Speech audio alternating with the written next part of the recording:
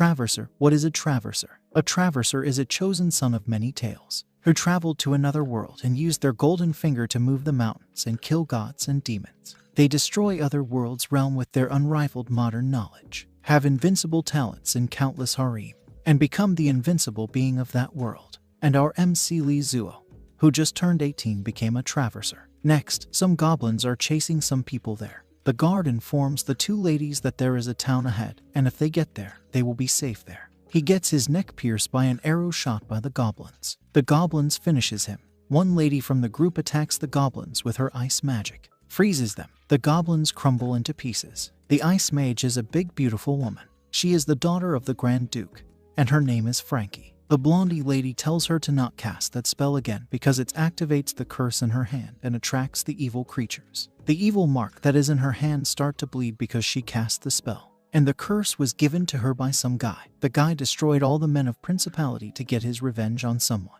She tries to calm herself instead of thinking about the past. More goblins are coming their way. Blondie gets ready to stay behind and tells her to leave from there, because she is the only blood of the Grand Duke and she must survive. She too gets hit by an arrow in her hand. The goblins then starts to attack them. Frankie didn't get the chance to leave from there. They get surrounded by the goblins. One goblin jumps from the above and attack the white beauty. The goblin didn't hurt her but only pin her down, because it knows what to do with beauties like her. Mate and breed. Seeing her mistress on the ground, Blondie also let her guard down and gets stabs on her thigh. The goblins then torn her into pieces, and they gets ready to do the thing with the white beauty. She begs someone to help her, even if it's the evil god. As long as they can save her, she is willing to give her everything to them. Then someone comes from the sun to save her. She is shocked because that guy's hair looks like Jin Kazama from the Tekken. Even the goblins are shocked too because if it's Jin then they are fucked. The man slams onto the goblins, killing them all in one fall. Seeing that scene sends a shiver down her spine, because she is witnessing an evil god standing on the corpses of her enemies. She was shocked because the man standing in front of her is the nude chaos god, and she is 100% sure about that. And Lai Zuo is shocked, thinking what's going on there, because he clearly remembers that he was in the air just now, and now he is naked. The system notification appears, congratulating him that he successfully activated the live broadcast system. The system starts the live stream. There are some people watching his live stream. People are asking what new game is he playing and where to download it. Lai Zuo is confused about what's going on there and who started the live broadcast, and where is the camera. The system gives him little info about how it get turned on and how it will be turned off. Half an hour ago at a construction site, a fat guy is calling for Lai Zuo. Lai Zuo arrives there in his bike asking the fat guy, the manager, to move aside. He then apologizes to his manager for arriving late. And Lai Zuo works there as a brick mover, and he has ran over his manager's face. The manager scolds him for arriving so late. The other two workers also scolds him for disappearing like this every day. They thinks that their boss is wasting money on him. Lai Zuo's father lost tens of millions of money he borrowed from people in the gamble, and disappeared. And his mother was diagnosed with cancer, which requires a large amount of money for the medical expenses. And his sister, who is very talented and get admitted in a major university. And now she is facing the pressure of tuition fees. And the burden of the whole family is all on Lai Zuo as the big brother and elder son of the family. And if he loses this brick mover job, he will lose one of his income stream that is supporting his family. He doesn't want to lose this job since he came late. The worker and the manager gives him more work as a punishment. While working, he is also doing the live stream, but his number of viewers and fans are very less. He works and does his live stream every day, but the number of viewers and fans are not increasing. And he is doing this live stream not because he wants to, but a man in the black told him to do. He told Lai Zuo that he can make money from the live stream and form a contract with that guy for doing the live stream, because he is doing this live stream in that guy's platform. The guy told him that he can make lots of money from live streaming, but he also have to pay money for using their platform, 2,000 yuan every month. Since he can make a lot of money from live stream, he made that contract with that guy. But now he is only getting 20 views. His first fan Oni-chan is big fool is finding his live stream very fascinating. Lai Zuo is worried because in this way he will only lose money for using the live stream platform instead of making a lot of money from it. And he also have to pay the money his father borrowed from the loan shark, and his sick mother's medical expenses, and his little sister, who is ready to drop out from the university to support her family. But he wants her to keep studying. Remembering all those things is stressing him out. He tries to forget those things and cheer himself up because he is doing live stream. He is pumped up. He throws his phone away. Then he realizes that he threw his live streaming device. He jumps from the building to catch his phone. Then he realizes that he jumped off of the building. Next, Lai Zuo have picked some goblin's clothes, and White Beauty is still shocked thinking that she summoned such a powerful evil god. She was running away from the wolf's mouth, and now she has entered the tiger's mouth. She tries to calm herself and speaks to the evil god. Lai Zuo is surprised that he can actually understand the otherworldly language, and it's thanks to the system. She thanks him for saving her, and asks how should she address him, and his viewers are still thinking that he is playing a game. Lai Zuo is surprised to see such a beautiful lady. Then they notices something. A monster, a big goblin warrior, has come to get revenge for his subordinates. White Beauty is surprised to see a middle-level monster there, because these mid-level monsters are so powerful that they can blow up a knight's head with one blow, and the rock armor in their body is invulnerable. Even a sage crossbow can't penetrate them, and they can easily destroy a small town alone. Lai Zuo's viewers have increased to 300 and fans to 20. After that monster appeared, Lai Zuo is shocked because he is sure that he can't fight with that monster. He asks his system for help. The system informs him that his lottery system is not turned on yet. Lai Zuo then gets a notification that Oni-chan is the big release a mission for him and is to defeat the goblin warrior. The system informs him that the Oni-chan is a big fool, has become his first captain. He tells his viewers that it's not a game and he has actually crossed to another world, and fighting that monster means his dead. But none of his viewers believes him. The system notifies again that the tip earned is 198. The platform is divided into 9 floors and the anchor received 19.8 yuan. Lai Zuo is surprised to see that notification. The system congratulates him for gaining the first captain, and he has also received 10 lottery draws. The goblin warrior jumps at him. He hurriedly draws his cards. 10 cards appears in front of him. In one of the draws he gets a gold quality dragon pill. The system tells him to eat that pill, but he doesn't want to because it looks like a poop.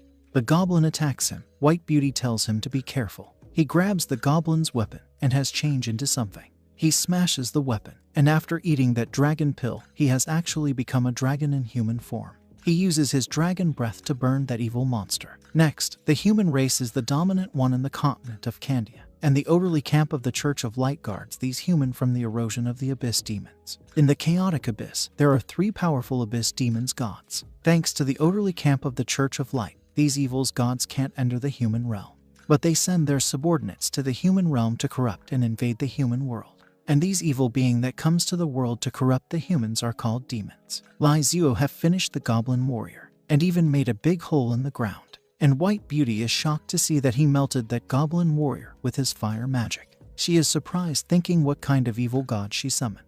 The system then informs Lai Zuo that his body can't withstand the dragon pill, and he is going to die in 20 seconds. But there is a way to save him. He is ready to do anything. The system takes over his body and discovers a lifesaver that can save his life. The White Beauty behind him. He comes to her, and she is sad that now this evil god is going to corrupt her too, and change her into an evil creature. And Lai Zuo is confused about what his system going to do with her. Since she has the cold ice magic, it will help him in calming the dragon fire inside him.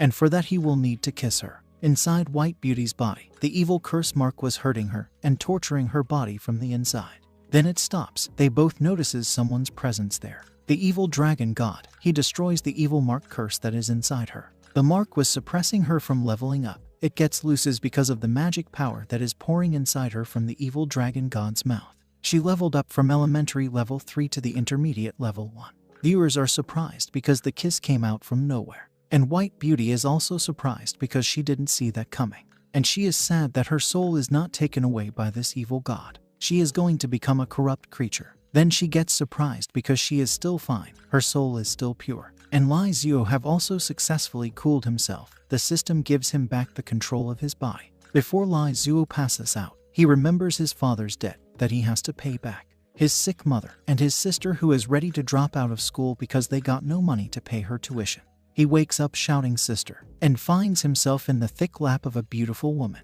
And he is surprised to see the view from down there. Viewers are also agreeing that she is a top beauty, and some are sure that she is an aristocrat in that world. She thanks him for not killing her, and informs him that he passed out earlier, so she set up that camp there to wait for him to wake. Lai Zuo looks inside the cover to see if he is wearing anything, and there is nothing. He jumps from her lap, apologizes to her for using her lap as a pillow, and introduces himself, tells her his name, Lai Zuo, and he lives at number 606 Oyster Street next to the Lijiapo Iron House barbecue restaurant.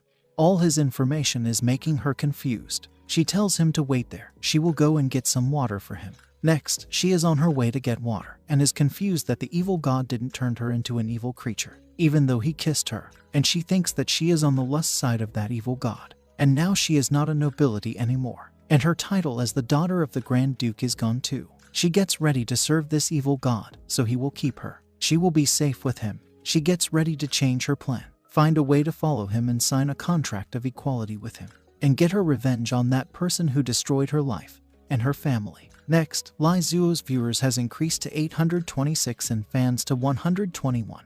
He informs his viewers that he has been crossed to another world, and they have seen the other world. He asks them to call the police for him. However, no one is believing him. He then checks his stats window. He doesn't have any title, and his bloodline has changed to dragon blood. It also gives him some info about dragon bloodline. And right now he doesn't have any supporting technique to support his dragon bloodline. The system informs him that in 3 days, he will fully transform into a dragon and lost his control. He asks the system to help him. The system gives him a solution, and it's to draw the lottery and get a thing called Returning to the Dragon Chewing Gong Sutra. If he learns it, it will teach him to control the bloodline of the dragon clan. He draws the lottery and gets 10 items, and among them, there is the Returning of the Dragon to Chewing Gong Sutra. He hurriedly learns the technique and even equips the new cloth he got from the draw, the Haidao pattern jade brocade robe. The system gives him some more info of the Returning to the Dragon to Chewing Gong Sutra and its passive effect, active effect, and some more info about it.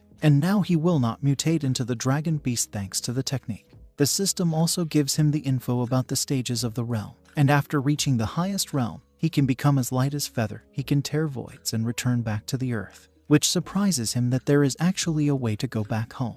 But it's going to be a long ride, and at the meantime he gets ready to focus on making money. He then checks his other items. There is purple gold jade pot, a corpse bean, a corpse demon pill, gum purple true fruit, Pingu Dan, and a Meru ring, a space ring. He puts all his items inside the Meru ring. Now he is all done and even gets a title, Air Practitioner. He then checks his new technique, transforms his hand into that of a dragon's hand, then calls his fire. Oni-chan is a big fool, even gives him a glow stick. He uses the glow stick. White Beauty also comes back with the water. She unknowingly looks into his eyes. She gets shocked, because from her perspective, Lai Zuo is looking very dangerous right now. She falls onto her knees, apologizes to him for directly looking into his eyes. She forgot that he is an evil god, and evil gods are gods too, and that divine gaze pierced her mind, and now she can't move. And that glow in his eyes was from the glow stick he used. She thinks that her thoughts were seen through her by that gaze, and the plan to make that equal contract is gone now. She gets ready to come clean to him,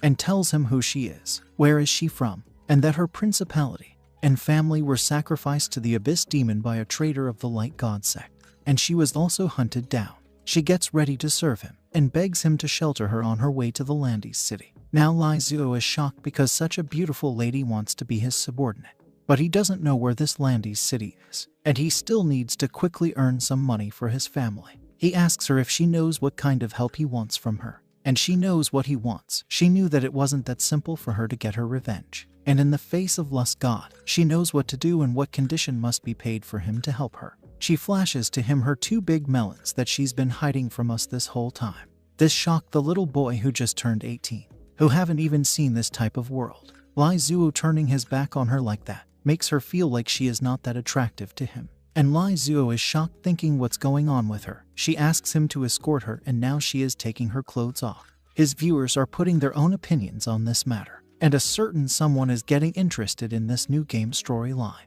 She starts to type something and send him $30 gift, and even gives him a task. Her name is Bai Jai, and her ID is Sister is the Queen, and she is some kind of big shot in the real. Lai Zuo thanks her for the donation or the gift. System tells him to make her the next captain and get 100 followers. Lai Zuo then notices something, that this live broadcast exists in the reality, which means he can withdraw his money. Then with his cheat gifts and his otherworldly live broadcast, he can earn money to pay off his debts and the tuition fee for his sister. And if he makes it big, when he returns back to his home, he can live like a king. White Beauty is taking her clothes off. Lai Zuo stops her from doing it, and tells her that he is touched by her sincerity. So she doesn't need to take off her clothes. He is ready to help her because he is a decent man.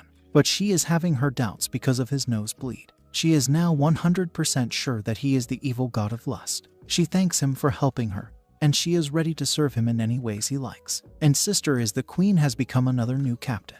Now that she has become a captain, Lai Zuo gets 100 fans from her. Now that everything is settled, Lai Zuo's stomach makes some noise. White Beauty gets ready to prepare him some food. And after half an hour later, she has made him some food. But Lai Zuo doesn't think that the thing that she is calling food, it's actually a food. She apologizes because she is an aristocrat. She has never cooked anything before. Lai Zuo gets ready to cook for today and tells her to help him get the water from the river. He also gives her the pot that he got from the lottery to bring the water in it. White Beauty is shocked to see that pot because it's an enchanted item. And the pot has a special spatial attribute. And the enchanters are the most noble profession on this continent. They can attach powerful element magic to ordinary items or weapons. And among them space and time are the rarest elements. And the mages who master them are also very rare. She is surprised that her lord is carrying such item like an ordinary item. If the news of this thing is spread in the capital, she is sure that the market in the capital will go crazy, and all the nobles will throw their money to get their hands on this item. Since going outside alone is not that safe, Lai Zuo gets ready to send a guard with her. He takes out the corpse pill and breaks it. A strong aura comes out from the bean saying my seal is finally open.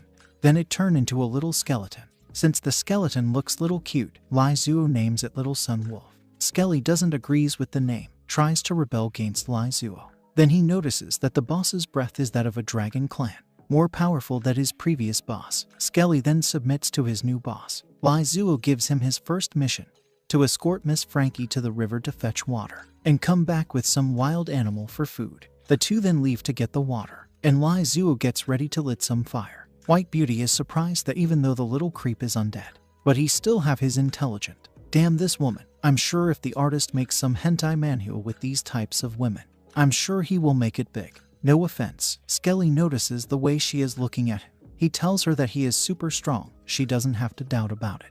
He tells her that he has been given a down number by his master, so she doesn't have to worry. He is very strong. She wonders if this numbers means something. She also remembers her lord once told her some numbers before. She wonders if these numbers have some meaning to the evil god like the evil mark in her hand. Skelly notices something. There are some birds flying around the forest. He notices a fight is going on there. One guard is shouting that protect the Lady Baron. He gets his head smashed by a big rod. The captain of the guard, Fu Lage the amputated orcas, is shocked to see the enemy of the humankind there. The amputated orcas. Amputee clan is one of the 8 main orc clans in the Zephyr Steppe state, and they like to put the weapon they got hit in the battle in their body as a glory. The more the weapons they have, the higher the glory they received. Captain Fu Lage is shocked, thinking how did these monsters break into the human mainland?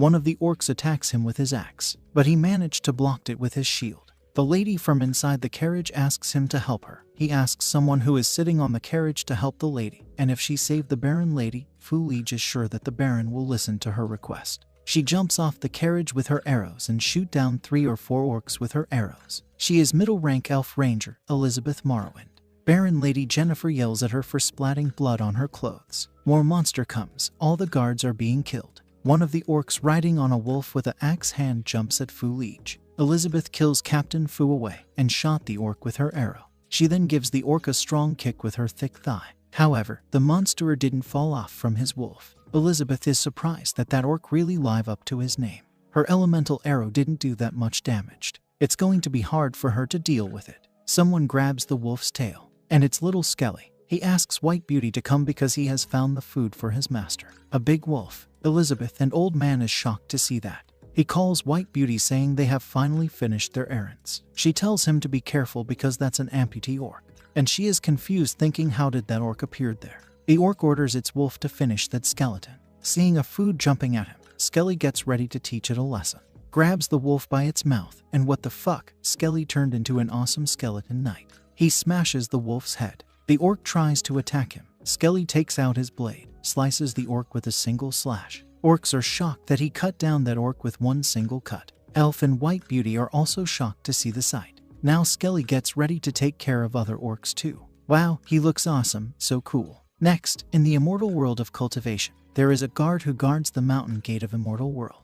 These guards are also known as the mountain gods or god of Mountain Gate. And Sun Wolf was the strongest mountain guards god general. Viewers are surprised to see Skelly turning into that awesome warrior and are cheering for him to kill those orcs. And somewhere, someone's axe is broken after hitting the tree. This makes that someone confused that the trees there is more tough than the iron axe he is holding. Then he gets confused because people are giving him many donations for just cutting the tree. He is surprised that everyone is liking to see him cutting the trees down. On the other side, Elizabeth and Old Man thanks White Beauty for saving them and compliments her for summoning such an awesome summon. White Beauty tells them that she is just a mage and that summon is her master's summon, and she didn't expect it to be this powerful. This surprised Elizabeth because she never heard of such a powerful summon and a female mage in that vicinity. Other orcs runs away from the skeleton knight. They gets their head chopped off by someone. Their big boss, the amputated orc high-ranking warrior, kill ambitious warrior Zegu. And this red orc didn't expect to find the remnants of the Grand Duke of the Western Realm there. White Beauty tells Skelly that that guy is dangerous and they should quickly retreat for now. This red orc is the younger brother of the amputee clan leader, and he also beheaded tens of thousands of people and sacrificed them to the god of killing, Dale. The god gave him the demon sword. Ever since then he has become the most terrifying demon in the Western Grassland. People are surprised to see the red orc and his sword. Next, someone donates more money to Lai Zuo and even says something about the weapon. These makes Lai Zuo shocked because he is thinking that the audience are interested in his broken axe, because they are talking about the weapon. Elizabeth is shocked to see the magic knife of Alex in that red orc's hand. The sword is one of the 10 murderous blades that killed countless people. Red orc gets ready to offer their heads as a sacrifice to the god of killing. Skelly also gets ready to show that orc his true strength. Skelly attacks the red orc with his blade that created a big wave of energy that even slashes the tree that was on the other side of the battleground. The red orc gets sliced into half. Everyone is shocked that he killed that powerful orc in single slashed. Now that their lord is dead, all the orcs runs from there. Skelly then turned back to his little form. He calls the 3 who are standing there and gets ready to bully them, but his master arrives there. Skelly runs to the wolf and drag it to his master saying he found the food for him. Elf Lady is surprised that this man is the master of that female mage and this powerful skeleton. She introduces herself and thanks him for saving them.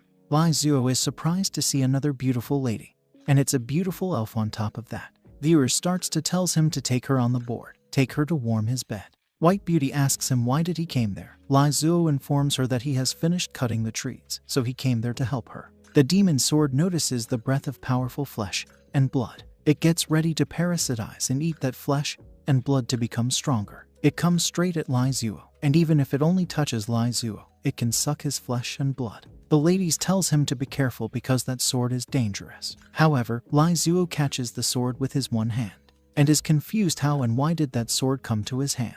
The sword is surprised that its parasitism didn't work on Lai Zuo. Then it notices the man who is holding him is releasing some kind of strong energy that it can take on. It's being suppressed by hierarchy, and Lai Zuo is happy that he got such an awesome sword, which looks so sharp. He is sure that it will be very good to chop wood. Much better than the broken axe. 3 are shocked that he is going to use that dangerous sword to chop woods. Next, Lai Zuo is enjoying the sunset on the top of a mountain. While checking his notification, he has earned many captains and XCs, and after paying the 90% of the platform fee, he still has 91.2 money, which is only enough for 5 draws, and this is enough for his sister's 5,000 yuan tuition, and still there will be little remaining for his draws. He checks his viewers' number. It has increased to 2126 and the number of followers to 326. The comment from certain someone surprises that he can find someone to actively trigger the task and get rewards. He gets message saying that Oni-chan is a big fool have sent him moonshine gift and it has began to take effect. The elf comes and informs him that the dinner is ready. She notices the energy that is surrounding around his body. She gets ready to take a look what is that energy by using the elf talent, the Eye of Moon. She gets shocked to see the thing that is in front of her. This sends a shiver down her spine to find out that such a high-ranking being is around them. Lai Zuo tells her let's go and eat, but she is unable to move. Lai Zuo leave first. White Beauty was also there. She asks the elf lady if she is okay, because she is kinda looking pale right now. Elf leaves too, saying it's nothing. White Beauty is relieved thinking she didn't look at her lord with the Eye of Mages, or she would have suffered like that elf too. Next, they come back to the camp and the food is ready to eat. Lady Baron also acts very friendly towards him because he is the big shot who saved her and her guard. Lai Zuo asks Frankie to bring the tea. She pours the tea for them all. But the Lady Baron doesn't want to drink the tea which was poured from the broken pot. The two ladies are also surprised to smell the scent of tea is so relaxing. And Elizabeth is smelling the breath of life from the scent of the tea. She takes a sip and finds herself in front of the world tree. She is surprised that the tea has the smell of the world tree. She is feeling like she is falling back into the arms of the mother tree. The force of the nature is pouring into her body, and she breaks trough to a new realm. From intermediate first realm to intermediate second realm. She is shocked that the tea actually have the breath of life of the world tree seed. Skelly yells at her for saying the tree has the world tree breath. He tells her that it's a tea made for immortal that give immortal powers to the ones who drinks the tea from the pot. He also gives her a little info about the pot. This new information surprises Lai Zuo too, because he didn't know that the pot was this powerful. White Beauty's magic power have also increased by 3%. Elizabeth thanks him for giving her such an amazing immortal tea. Even Lady Baron has become young after drinking that tea. Next, since the meat is ready, Lai Zuo starts to cut the meat with that demon sword. The sword curses him for using it like that, to cut a meat for him to eat. Elizabeth asks him to help her find the seed of the world tree, and she is willing to give anything to him. Next day, they are on the carriage on their way to the Lady Baron's estate. Inside the carriage, Lai Zuo tells Elizabeth that he is going to help her, and he is also helping Lady Baron to get back to her home safely. After that, Elizabeth starts to give him her pure info, like what's her name, where she come from. She informs him that 2,000 years ago, for some reason, the world tree suddenly weakened.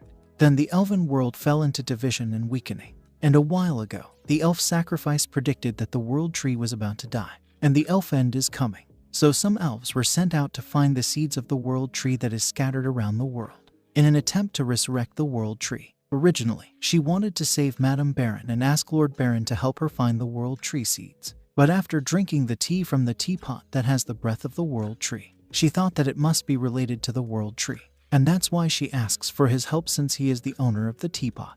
And she is sure that he can help her find the seed of the world tree for sure. Lai Zuo agrees to help her find the world tree seed. Next, they arrive at the Baron's town and are shocked to see the sight of that town. A little girl is begging and asking for someone's help, shouting she is not a witch. And an old man is telling everyone there that the girl is accused of being a witch. The Baron of that land, Baron Mortar Simon, who is holding a human skull in his hand, orders the guard to execute her immediately. They accuse the little girl for making their madam disappearing from that land. She tells them all that she is not a witch and she didn't make the Lady Baron disappeared. She asks her the people standing there to help her, but everyone blind their eyes. By the order of their lord, they execute her, hang her, and before the rope could break her neck, someone cuts the rope and catches her from the fall. She thanks the big brother who just saved her. Everyone is surprised to see these new faces there, and the viewers are excited to see the dark medieval witch hunt period. Next, Sister is the Queen is the president of something called Reality Listen Group. Her assistant comes to her informing her about this year's financial good. But she is too busy to check them because the game she is watching is getting really interesting now. She sends Lai Zuo some donation and even gives him a mission and the reward. She gets ready to give him a rocket. Next, Oni-chan is now finding it strange because the game is getting so realistic now. Her friend comes to the room asking why the lights are off. And this friend of hers didn't expect someone as genius as her to watch the game live broadcast. A genius like her is watching this broadcast. It's because he is someone special to her. Lady Baron comes there saying she didn't disappear, and this young hero is the one who saved her from the orcs' attack.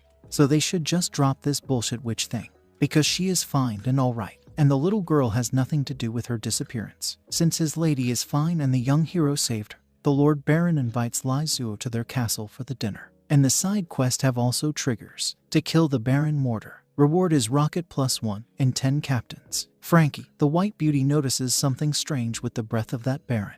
Lai Zuo tells her that they can talk about this later after getting some rest. Next, in the Red Leaf Castle, Lai Zuo party comes there. He asks the little girl whose name is Helen to go back to her home. They are going to meet the Baron. She once again thanks him for saving her. She then runs to Mother Alyssa, who seems to have a nice figure. Oh God, what am I saying? Forgive me for this sin. I looked at her in that way. Jokes aside, White Beauty notices the sign in that lady's robe. It's the sign of the Church of Light. The old man who was about to execute Helen welcomes Lai Zuo and his party inside. Lai Zuo is surprised that his room is so big and nice and shiny. He asks Frankie to rest too. and starts to show the thing in his room to his viewers. He gets a private message. His first captain Oni-chan has sent him a message asking did he really cross over. Lizuo is finally relieved that finally someone believed in him, and it's his first captain. He tells her about how he got crossed to that world and how he was about to die, but thanks to her for being the first captain, he was saved. In order to repay her life-saving grace, he makes her a house manager.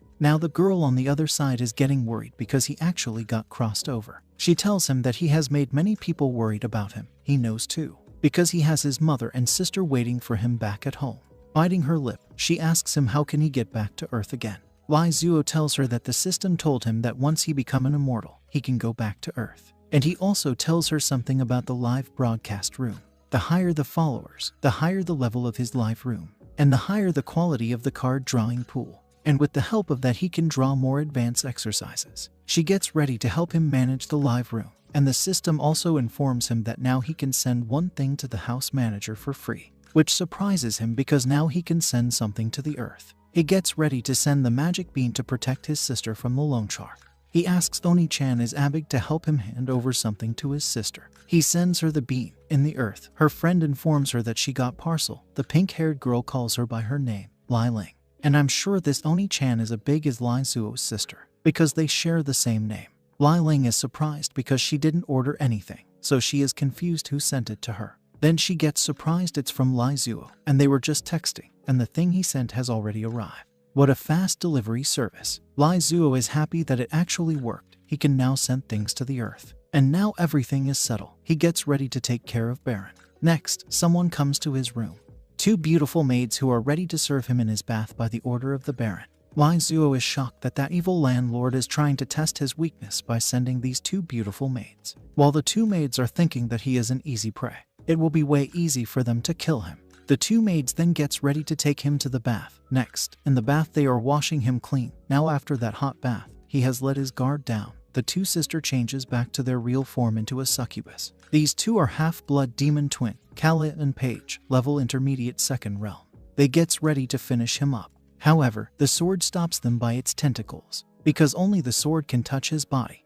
He is the sword's nourishment. Two sisters are shocked to see the magical sword Alex there. And the sword is super mad because Lizuo cut that wolf meat by it. And this anger of the sword can only disappear after sucking Lizuo power dry. The sword then sucks the power of the two sisters and throws them away. Since their energy is drained by that sword, they gets ready to withdraw for now. And Lizuo is confused thinking about why did the two maids leave suddenly. And the sword is fully ready to suck Lizuo dry now that it has sucked the energy of those two girls. It is pumped with energy now. Lizuo picks the sword. The sword is ready. Then it gets shocked because all his energy is being sucked by Lizuo. But it's enjoying it. Lizuo sucking its energy. It's making the sword excited and filled with pleasure. The sword acknowledges Lizuo as its master and asks him to suck it more. And Lizuo is surprised that the sword can speak. The system then gives us little info about the sword. Pause the video and read the info. I hope you can read it. Sorry guys, if that made you feel bad. Anyways, he is walking around the town, and the sword is asking him to suck it more. He notices the church, and around the land of the church people are doing farming. Helen comes to him running, and Mother Alicia is coming behind her. She removes her robe and thanks Lizuo for saving Helen. Damn this woman. She introduces herself, and her name is Teresa, the nun of that church. She asking him if they can talk about something. Viewers are going crazy after seeing such a beautiful nun. She asks him if he can help her with the problem they are facing in the farming. She built the church to reclaim the wasteland and accommodated people there. Every year, she requests priests from the high church to perform the wheat field growth technique in order to increase the harvest by 2 folds. But still every winter a large number of people starve to death. And she also noticed that the land seemed to be under curse and harvest is getting less and less every year. She tried to get help from the high church, but the high priest told her that this was the trial of the gods. And now she is confused, and no matter what she tries, she couldn't get out of this circle. She asks Lizuo if he has any bright ideas regarding this problem. Lizuo gets ready to help her, since she looks benevolent nun with big ambitions. The viewers also agrees with him that she definitely has too big ambitions. Lizuo asks for the viewers' help. One of his viewers, Historian, has some ideas about this matter. He gives him some info about the land and also informs Lizuo about the 3-plot system. After reading all those comments, Lizuo gets ready to tell her the solution, which surprises the nun because he actually has a solution for this matter. He informs her that the land is not cursed, but it has lost its nutrients because of frequent cultivation. The more they plant, the less they harvest. He tells her to adopt the three-plot system, which refers to the system of dividing the land into 3 parts and implementing a 3 years rotation of plantating. This practice can maintain the land fertility and greatly increase the crop's yields. This new information shocked her. Lai Zuo also tells her that the land for rotation does not need to be idle. It can be fenced up and grazing on it. Cattle, sheep, pigs, and other poultry, and this can increase the meat revenue too. He also notices that they don't use much fertilizer. He tells her that they can collect the cow manure and horse manure and put it as fertilizer in the next year. Lai Zuo also notices that the farmer are using lightweight plows, but it's a heavy soil land, so they will need heavy plows to increase the efficiency of farming. She grabs his hand, takes off her blindfold. She wore blindfolded at the age of 19, trying to find her way to salvation in darkness, confused for nearly 100 years. But today, she finally sees the light. She is known as the Silver-Eyed Goddess, Therese, legendary First Order, the most promising person in the Church of Light for 100 years, and she has reached to the level of demigods. Next, back in the Earth, Lai Ling has helped an old Garni with something, and is now on her way back to her room, while thinking about her brother, who actually got crossed to another world, and he even sent her some strange thing. She wonders if this bean is meant for her to eat. She gets encountered by the lone shark. She tells them that the time for the pay hasn't come yet, and her brother is working hard to pay off the debts. So why did they come before the due date? And they have come today to collect some interest from her brother's sister. Next, the lone shark asks her for the money, and if she doesn't have any, he asks her to follow them to the nightclub. He gets ready to get nasty with her. She throws her bag and the beans at that guy, trying to defend herself by throwing those things at them. The bad guy cuts her bag. The bean falls on the ground. Then a blast happens which shocked the bad guy, and are confused about the thing that just exploded. Sister is surprised that the magic bean her brother gave her really worked. And what the hell is it? To their surprise and ours, it is Lord Ain's Ulgaun in his battle form when he fought with Shalterblood Fallen.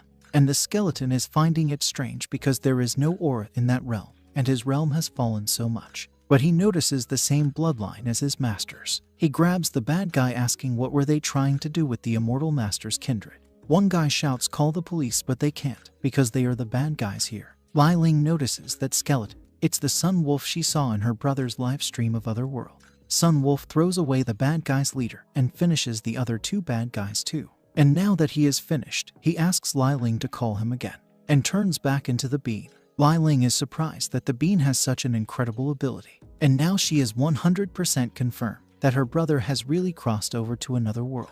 And she can only summon the Sun Wolf once a day, and for about 10 minutes. Next, we are told the history of the Silver Eye family, a famous ruling family of the Church of Light. And this family has even given birth to a Pope of the Holy Church. And 100 years ago, a genius member of the Silver Eye family was born. And she is the thick nun, Teresa Silver Eye. She has benevolent and generous temperament, and also stepped into the heroic class at the age of 19. She was appointed as the next cardinal. However, after the age of 19 everything changed, and Teresa put on the blindfold. And in 100 years, there has been no improvement in her strength. Some even said that she has exhausted her potential, and some says that he has followed the evil path. The church was extremely disappointed in her, and after 100 years everyone has forgotten this holy mother. And after 100 years, she has finally opened her blindfold, and it's thanks to Lai Zuo. Lai Zuo is mesmerized by her beautiful eyes. Her momentum is as thick as her thighs and melons. Her momentum is as thick as an abyss, and she has a holy breath that makes people feel that they will be dwarfed at a glance. Viewers are surprised to see such a beauty, and some are even suggesting Lai Zuo to bring her into his harem. The stupid system also gives him a mission to convince her to join his party and reward it. One captain with 200 fans. Lai Zuo is shocked because a big shot like her will never join his team. Sister is the queen is also having her own opinion on this matter. Even his sister, who just arrived home, thinks that her brother doesn't have that kind of strength to get that big shot in his team. And sister is the queen is surprised that such a boss-type character is in a novice village like that. However, Mr. Historian thinks that Lai Zuo can bring her into his party if he attacks her heart. And as he said, he attacks her heart. It's more like she let him attack her 2 melons. Putting his hand on her melons, she asks him to stay with her and help her save these all nations. Lai Zuo, feeling those melons, is making his mind go freeze. He wants to stay and help this kind nun. However, even if he stays, he won't be able to save all the people, which surprised her and asks him why is that. Lai Zuo tells her that because of the system on this nation, even if the harvest is doubled, the commoner still has to pay 15 taxes, the farmers pay 17 taxes, and they also have to pay 11 taxes to the Church of Light.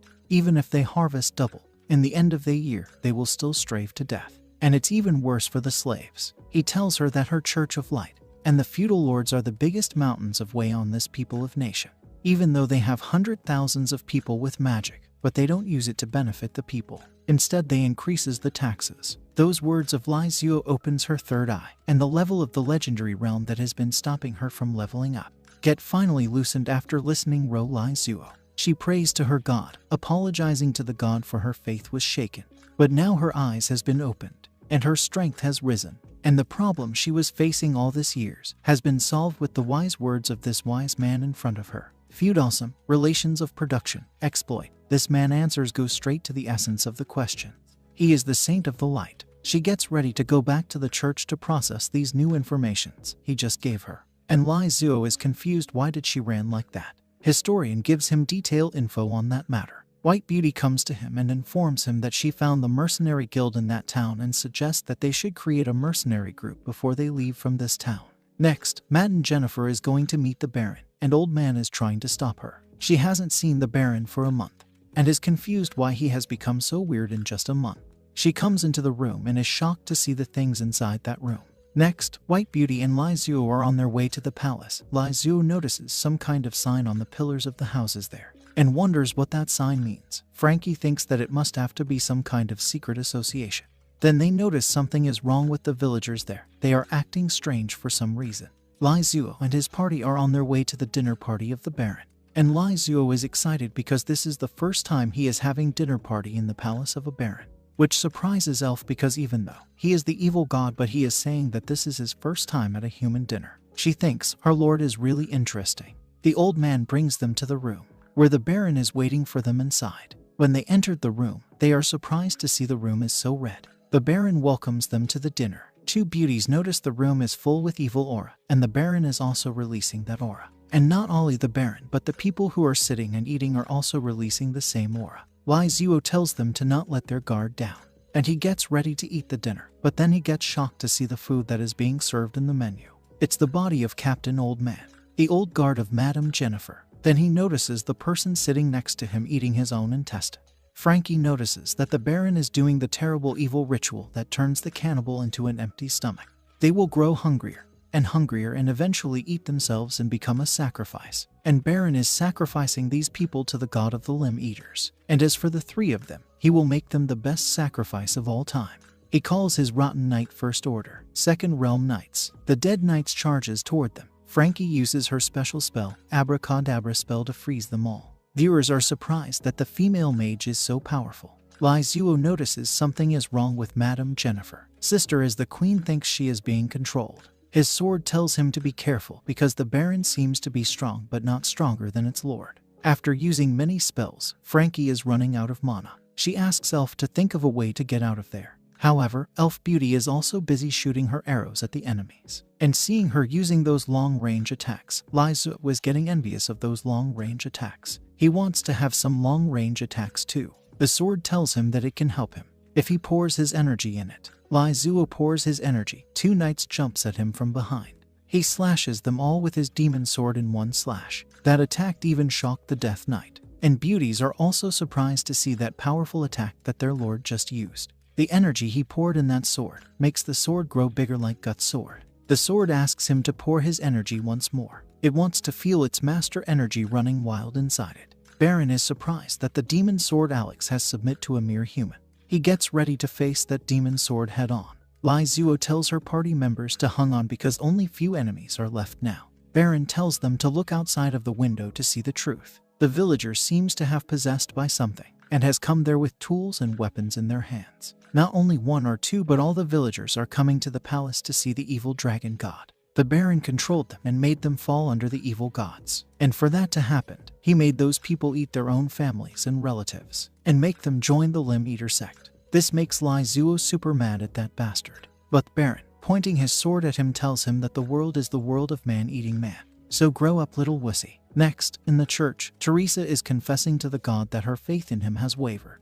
Helen comes to her shouting they are in trouble. The villagers have broke into the church, and they don't seem quite right. The villagers are killing the nuns and looting the church. Teresa tells them to stop, and that they have been tempted by the evil gods. She gets ready to help them. The bright light that is coming from her is blinding them. The villagers begs her to release them from this pain. Teresa is sad that all her farmers has become like that. Next, in the palace, Baron orders his soldiers to finish them off, and Lai Zuo is ready to burn them with his yin fire. He burns them all with his fire. Baron realizes that dealing with Lai Zuo will be troublesome for him, so he gets ready to deal with the weak ones first, and attacks Ice Beauty with his powerful strike, the Blood Strike. And Ice Beauty is finding it difficult to dodge that attack because she is running low on mana, and doesn't have that much mana to block that attack. She is afraid that she is going to die now. However, Lai Zuo blocks that attack for her. Baron is surprised that low-level sword actually withstand his full force power attack. Baron acknowledges Lai Zuo that he is strong and have some real skills, but it will be difficult for him to deal with the people who are coming there. While fighting and protecting that weak wife of his, Ice Beauty was standing near the door. The villagers tries to break in. Lai Zuo takes out his seed and throws it near Ice Beauty. The real Death Knight rises from the beam, stabs a guy who was trying to enter the room, and asks who wants to seek dead come in front of him. Lai Zuo orders Sun Wolf to keep those people outside of the room. Since his master has given him the order, he starts to swing his blade and chop 3 or 4 people in one swing. The energy from his sword even blasted the people outside the room. He makes a line with his blade and tells the people if they seek death then they can cross that line. Baron is surprised that Lai Zuo have such a high-level summon, but it's too bad that he didn't use it before. If they had used it he might have the chance to kill him. However, Lai Zuo doesn't think like that. He is sure that he can kill him without his summon's help. He attacks the Baron with his fire, and Baron is shocked that his fire is actually burning his soul. Now that he has used his fire, Lai Zuo thinks he is done with the Baron. But not so fast. The Baron comes from above jumping at him. However, Lai Zuo manages to dodge that attack. To our surprise, Baron has transformed into his ultimate battle mode, the gluttonous demon matter of the First Order. The 2 beauties tells him to be careful. The Baron has fallen into a demon and has fully become a demon. And now that he has become a demon, he breathes in Lai Zuo's fire and is surprised that this black fire matches him. He then summons his 2 beauty to handle Lai Zuo's 2 beauty. Baron then gets ready to finish Lai Zuo, incinerate him under his sword of demon flame. The attack blasted half of the castle. Lai Ling and Sister as the Queen are shocked to see that. Sister as the Queen even gives him a rocket to beat that demon. 2 beauties are also shocked thinking that their lord is killed by that attack. Baron orders his 2 maids to finish the 2 beauties. They happily gets ready to take the souls of those 2. And Baron is laughing thinking that his lord has given him an unmatched and unshakable power. His lord is the devourer of the world. However, he forget that Lai Zuo is the main character here, and killing a main character is impossible. Lai Zuo mocks the Baron from behind his back. The Baron notices something weird and turns his head back. This super shocked him, even his eyes almost fall out. Next, back in the earth, a guy is watching the live stream. His friend comes in saying, "Oh Zhang, I brought breakfast for you." His friend is surprised that he stay up all night to watch that live stream. Zhang ID is feed the group speedrun strategy boss. His friend asks him if he is doing his strategy thing in this new game too, and is surprised that the game looks so realistic, and there are a lot of viewers watching the stream. Zhang is mad that a novice is doing that closed beta testing. He wanted to do it too. Anyways, he gets ready to help the novice by recording the video and send it to the other stations. Next, Baron gets super scared after seeing that ghost in front of him. Then he realizes that he is the devil, so why is he getting scared by a ghost? He attacks Lai Zuo again. If his hellfire didn't kill him once, he gets ready to try it again. Lai Zuo catches his blade with his single hand, and that hellfire of his didn't burn him because it was too weak. He gets ready to show the Baron the real fire magic and transform into the dragon form. Seeing him in that form sends shiver down Baron's spine. And Baron is confused thinking what is this strong sense of oppression that is making him wanting to submit. Elf Beauty is also shocked to see her lord in that form, because this is her first time seeing him like that. Ice Beauty tells her that that's their lord true self. The sword is also shocked to see such a terrifying magic. The magic is like that of a demon god. Baron asks him why he is helping the humanity when he is a demon too. And Baron is sure that his god must know Lai Zuo too. So he asks Lai Zuo to leave him. However, Lai Zuo have no plan of doing that, and the sword is about to burst out because of the energy that its lord is pouring inside it. Lai Zuo pierces Baron with that sword. Baron is confused about what kind of technique did Lai Zuo use just now. because he didn't even see it coming. Lai Zuo kicks him again, sending him flying and crushing into the wall. Two maids are shocked that their lord is getting beaten like a dog. Baron begs him to not kill him, since they are the same kind. They should solve this matter like a gentleman.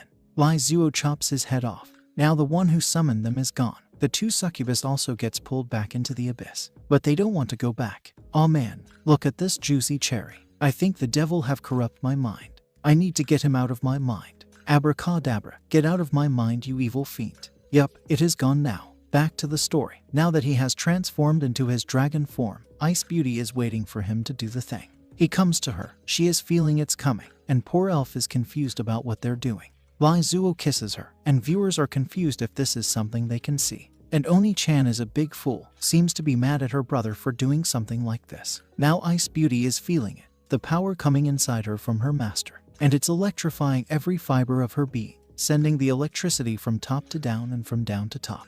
And this energy of her lord is rising her level once again. Her level has rise from intermediate level 1 to level 2, and Elf is shocked to see the sight that her elder sister got upgrade by just kissing their hubby. Next, Baron is still alive even though his head is already chopped off of his body. He tells them that they are too late, his lord is coming. A light from the clouds fall on the ground. Lai Zuo is confused about what's going on there. He is sure that he definitely beat that Baron. The people outside the room starts to shout in pain.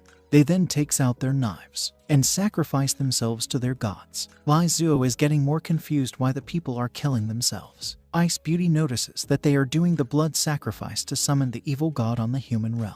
And the evil god succeed on doing that. The eye of the evil god appears first. Now Lai Zuo and his wives are in trouble, and he can't use his dragon form because he already used it once. And if he remembers correctly, its cooldown period is 1 day. Then a light rises from the ground and pierces the eye of the evil god. This shocked Baron because someone just killed the evil god projection with one move. That someone steps on his head, asking Lai Zuo, why did the peasants betray me? And it's our thick sister Teresa, who is looking mind-blowing right now. Look at those thighs and that damn curvy body. She is a killer. Next, half an hour ago in the church, the saint has freed the villagers from their pain and sorrows. But nobody knows that she is the one who is suffering the most pain right now. She killed the people she promised to take care of. And a question is bugging her, why did they depraved? Then she noticed the eye of the evil in the sky. She understood that it's the doing of that eye of the evil. She gets ready to make it pay the price by opening her eyes and burning that eye of the evil god. And this just shows us how powerful this thick nun is. Next, she comes to Lai Zuo asking why mortals easily get seduced and why they betrayed her. She gave them fields to farm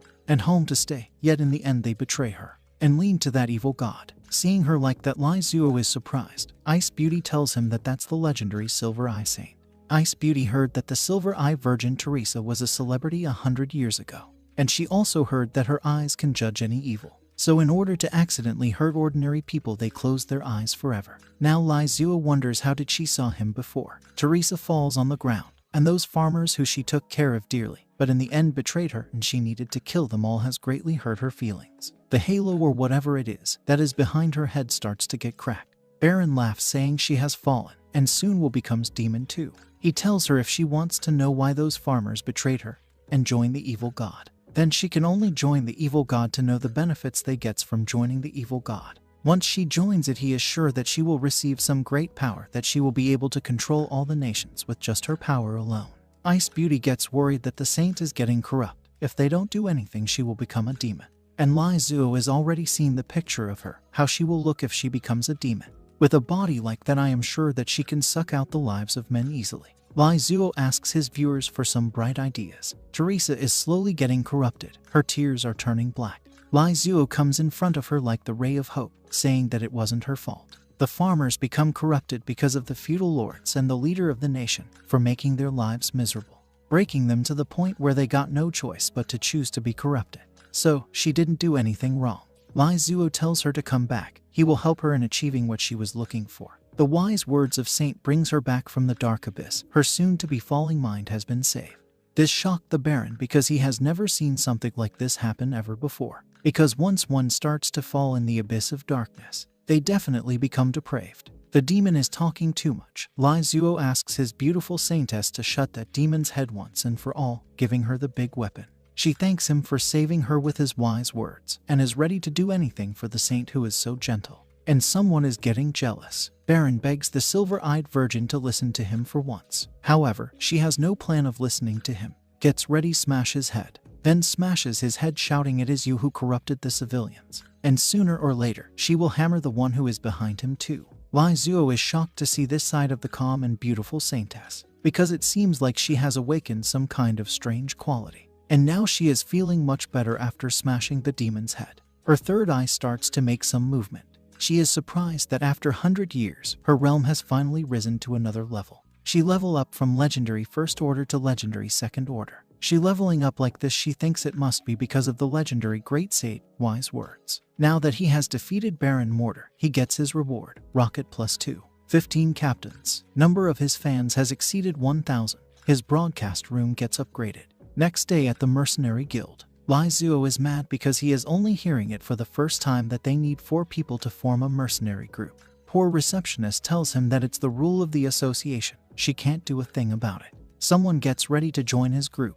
And guess who? Obviously our thick saintess. People are shocked to see her there. She comes to Lai Zuo, grabs his hand and puts it in her melon, saying she wants to follow the great sage and listen and record his holy principles. And someone is getting real jealous this time, because now she will have to share her lord with one more woman, who is thick and beautiful like her. The receptionist gets ready to write her name and class down in the group list. Teresa tells her that she doesn't know any means of attack except for healing, and she is thankful to the team leader for saving her last night and even taking her in. She who doesn't even understand anything. And the receptionist is like, "What the heck? Who are you trying to fool her?" She asks if they have already decided their group name and emblem. And Lai Zuo has already decided that. He tells her that their group will be called Cultivation Mercenary Group. 4-person team of warrior, priest, mage, and an archer. The receptionist gives him his emblem and also informs him that the starting group will start from F rank. After doing and completing the quest, they can increase their group rank. Lai Zuo shows his emblem to his viewers and informs them about the group he created. And now this newfound group of his is ready to go for some adventure. Next, in the Red Leaf Castle, Madame Jennifer has come to see off Lai Zuo. Lai Zuo apologizes to her about the Baron and that he couldn't save him. She starts to cry. Lai Zuo starts to comfort her, and Ice Beauty is wondering, even though her lord is an evil god, he doesn't corrupt and turn people into demons. She wonders why is that. As a thanks for saving her, Madame gives him a carriage, so it will be easy for them to travel, and even give Lai Zuo 200 golds for their travel. And putting his hand in her melons, she tells him that if he wants he can stay with her. She is always ready to open her legs, open her heart and soul for him. Viewers starts their debates about this matter, and one of the viewers being his sister, who doesn't want him to stay with that Baron. He got no choice but to bid her farewell, and we can see the man's tears in his eyes. Back in the earth, Lai Ling has finished watching the stream, and she is still finding it strange that her brother actually got crossed to another world. And he even left way too much papaya juice for his little sister back in home, since he left her so many juice for her to drink. She gets ready to help him manage the group. She changes the group name to Doll Lizzie. Sister is the queen also joins the group, and she seems to be super happy. And Lai Ling is getting mad because Sister is the queen just joined the group, and now she is already posting her photos. She notices the group seems to be full of adults. She gets ready to ask them how to get rid of Lone Shark, because even though she has the magic bean, but she wants to get rid of those Lone Shark permanently. She asks the people in the group what should she do if she is threatened by Lone Shark. People suggest her to call the police. However, Sister is the queen gets ready to help her and asks her to come to Lishan building tomorrow to find her sister there. Next day, Lai Ling comes to the Lishan building and is surprised that Sister is the queen actually works in that big and tall building. Sister is the queen comes to her asking if she is the house manager. Oni-chan is a big fool. Next, Lai Zuo and his party are on their way to Landis. Lai Zuo is checking his system to see how much he has earned after killing that Baron. And he has earned a lot. He gets ready to save some money for his sister tuition fee, because her school is about to start. And now that he has saved some money for his sister's tuition, with the remaining money he gets ready to draw some lottery. He gets 10 items and has got a new item this time, a flying sword. He learns the returning to the Dragon Shuan Gong Sutra. His level get increased, and Ice Beauty is finding it strange, thinking why such a strong person joined their group. She then also notices that the group has 3 women and 1 man. She starts to wonder why her lord doesn't corrupt other people like the other evil god. He doesn't need a blood sacrifice too. And even though he has come to the human realm, he has never corrupted anyone. It's more like he is there to just wander around. She wonders how he gets his power without needing blood sacrifice and without corrupting people. Then she realizes that his method of getting strong is by building his one harem god kingdom on the human realm. And it all started from her. Oh, she understood this is how he recover his strength, and since he is the one who saved her life, and she now has become his subordinate, she gets ready to help her evil god to find more beautiful woman for his harem kingdom. Next, Lai Zuo is informing his viewers that he has drawn a flying sword from the lottery draw. He starts to tell his viewers about number 6 and something about it, while the beautiful silver-eyed virgin is ready to write down his wise words. She starts to write down but is unable to understand the wise words of the great sage. She comes to him asking to help her decipher those wise words of his. Lai Zuo changes into JoJo mode and gives her some info about his wise words. They starts to laugh inside the carriage, while the elf beauty is driving the carriage and thinking what kind of existence is her lord is. His kiss made Frankie advanced in her level. And not only that, the teapot he has and drinking the tea from that teapot can make people younger. And it has the scent of the world tree. She starts to think that the world tree fruit can make people advance in their level. And so her master's kiss. She then notices something. Starts to wonder if her lord is the embodiment of the world tree. She gets ready to do some experiment on that. Then she notices some people, and they looks like knights. And they are knights. Elizabeth is surprised why the heartbroken knight is there, because they are called the hounds of killing evil gods. One of the knight gets ready to strike her down. However, before he could hit her, Lai Zuo's sword hits him, but he manages to block that attack. Even though he blocked the attack, but the after effect still sent him far away from there along with his horse. Everyone from inside the carriage comes outside to see what's going on.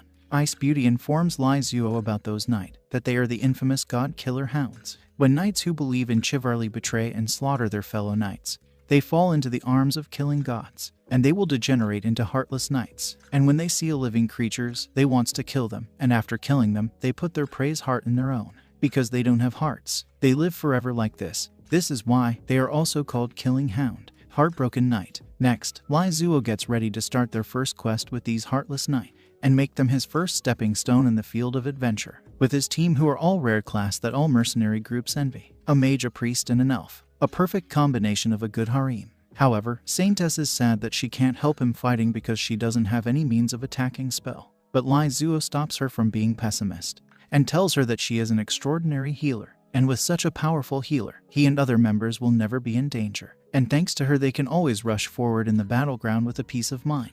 And with a mage plus his melee, and her healing, he thinks it's the perfect method of battle Mu Iron Triangle. He also gets a mission to defeat those knights. Lai Zuo charges toward the heartless knight. However, before his sword hit the knight, a big hammer hits the knight, and it's our thick Saintess. Her attack even blasted off half of that knight's body. Even though she doesn't have any attack spell, but she still has meteor hammer that her lord sage gave her. The party member are shocked to see the change of character in the Saintess. Even the viewers are shocked to see that the healer is both melee and a priest. Teresa starts to smash those knights, and since she is the high-level priest, she can recover from little injuries instantly. And with her legendary realm, the powerful force she is releasing from her attacks are killing those knights in one hit. It's like one-hit punch man. Lai Zuo asks Ice Beauty to attack those knights too, to help Sister Teresa. She gets ready to try her spells to see its power after she has leveled up.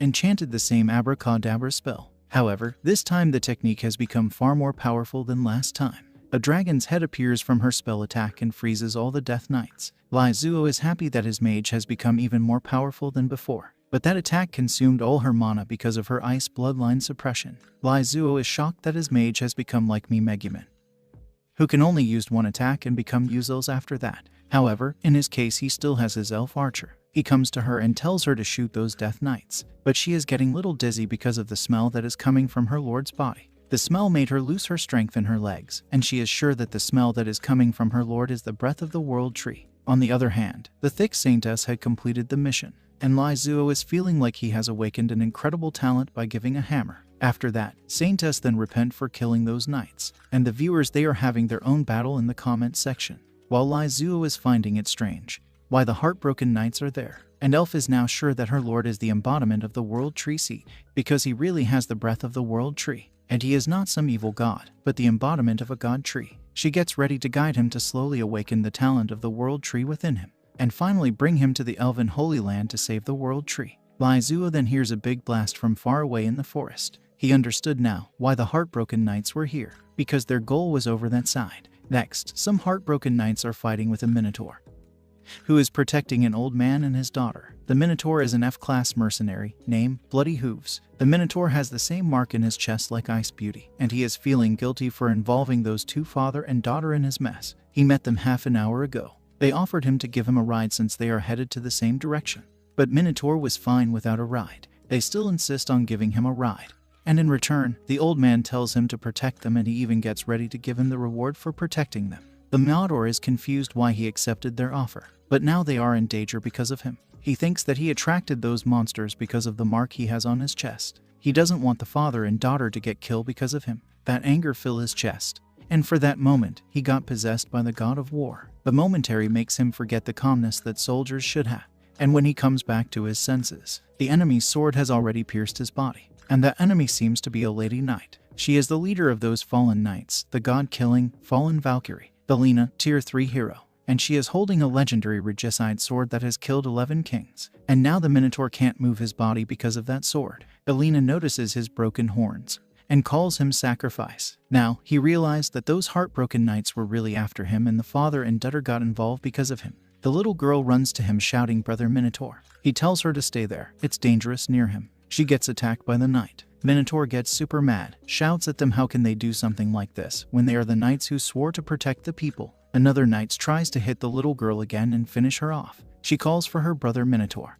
and Minotaur is feeling like he has killed yet another innocent person. A sword comes flying at them and landed in the middle of that knight and the little girl. And we already know who is it, the MC. Liu Zuo gets ready to give these NPCs some hints to trigger a mission for him. He asks the old man if he needs any help. The Minotaur asks him to take care of those knights and save the father and daughter. The mission gets triggered to save the father and daughter, and the reward is 3 captain. Lai Zuo gets ready to accept the mission. Elena orders her knights to finish them all. Lai Zuo also summons his Sun Wolf. Sun Wolf swings his big blade and slashes the knight who is in front of him. Then he gets on that knight's horse, because he is a general, and a general must have his horse while fighting in the battlefield. Elena then gets ready to deal with him. Sun Wolf also calls her to come at him. Their blades collide. She manages to deal a damage to Sun Wolf. Sun Wolf notices that her actual goal was his lord. He shouts to his lord saying she is after him. "Be careful, lord." Minotaur also comes in front of Lai Zuo to protect him from that lady knight. She swings her sword at him. Lai Zuo gets ready to show her who is the boss there, and takes out his flying sword, his flowing flame flying sword. He enters his magic aura in the sword.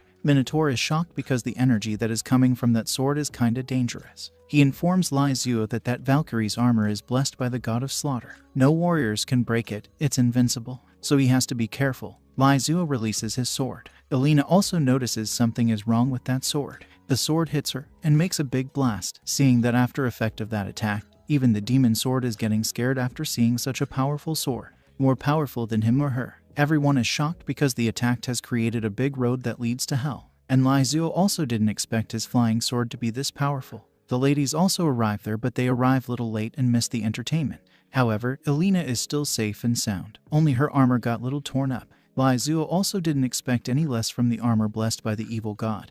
And if one attack didn't kill her, he gets ready to attack her more. Her knights gets ready to attack them, but she stops them and asks Lai Zuo about the technique he just used. Lai Zuo gets ready to teach her if she wants. She turns around saying hump, and gets ready to let him off this time only. And Lai Zuo is thinking that she is leaving because she seems to know that he has many technique like what he just used at her. That's why she is leaving now. Now that they have left, they have another problem in their hands, the little girl. She has been hit by the cursed sword of the broken knight, and if they don't treat her wound, she won't survive. The healer comes forth and gets ready to take a look at her, and is surprised that the wound cut by the cursed blade was getting serious. She starts to heal the little girl. Even if the cut was serious, she is very powerful. A cut from that cursed sword is a child's play for her. Minotaur and father thanks Teresa for saving the little girl. However, she was just doing what a real healer or saint must have done. Lai Zuo also gives them his wise words, and the mission has also completed. And Minotaur is shocked that Lai Zuo is so strong to get such powerful people in his group, a mage, a legendary saintess, and an elven ranger. Hearing to Lai Zuo's wise words, Teresa gets ready to write them down.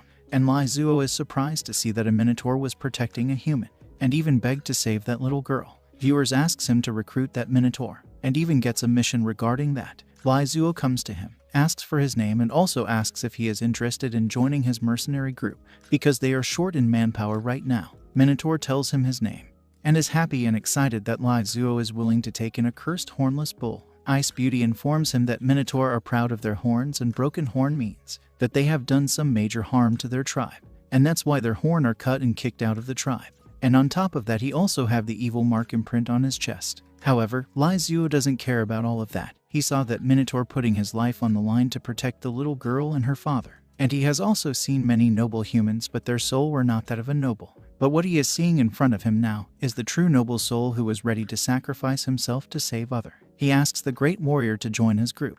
And he also haven't forgotten that Frankie, the Ice Beauty, also have that evil mark when he first met her. But he didn't say this to her. Teresa believes in his wise words and in his wise decision, and Minotaur is happy to join them, and he is even ready to be their slave if they want him to be. After all, a cursed bull is getting a chance to join a party, because in normal cases, the cursed bull with no horns can only wander around alone and die alone.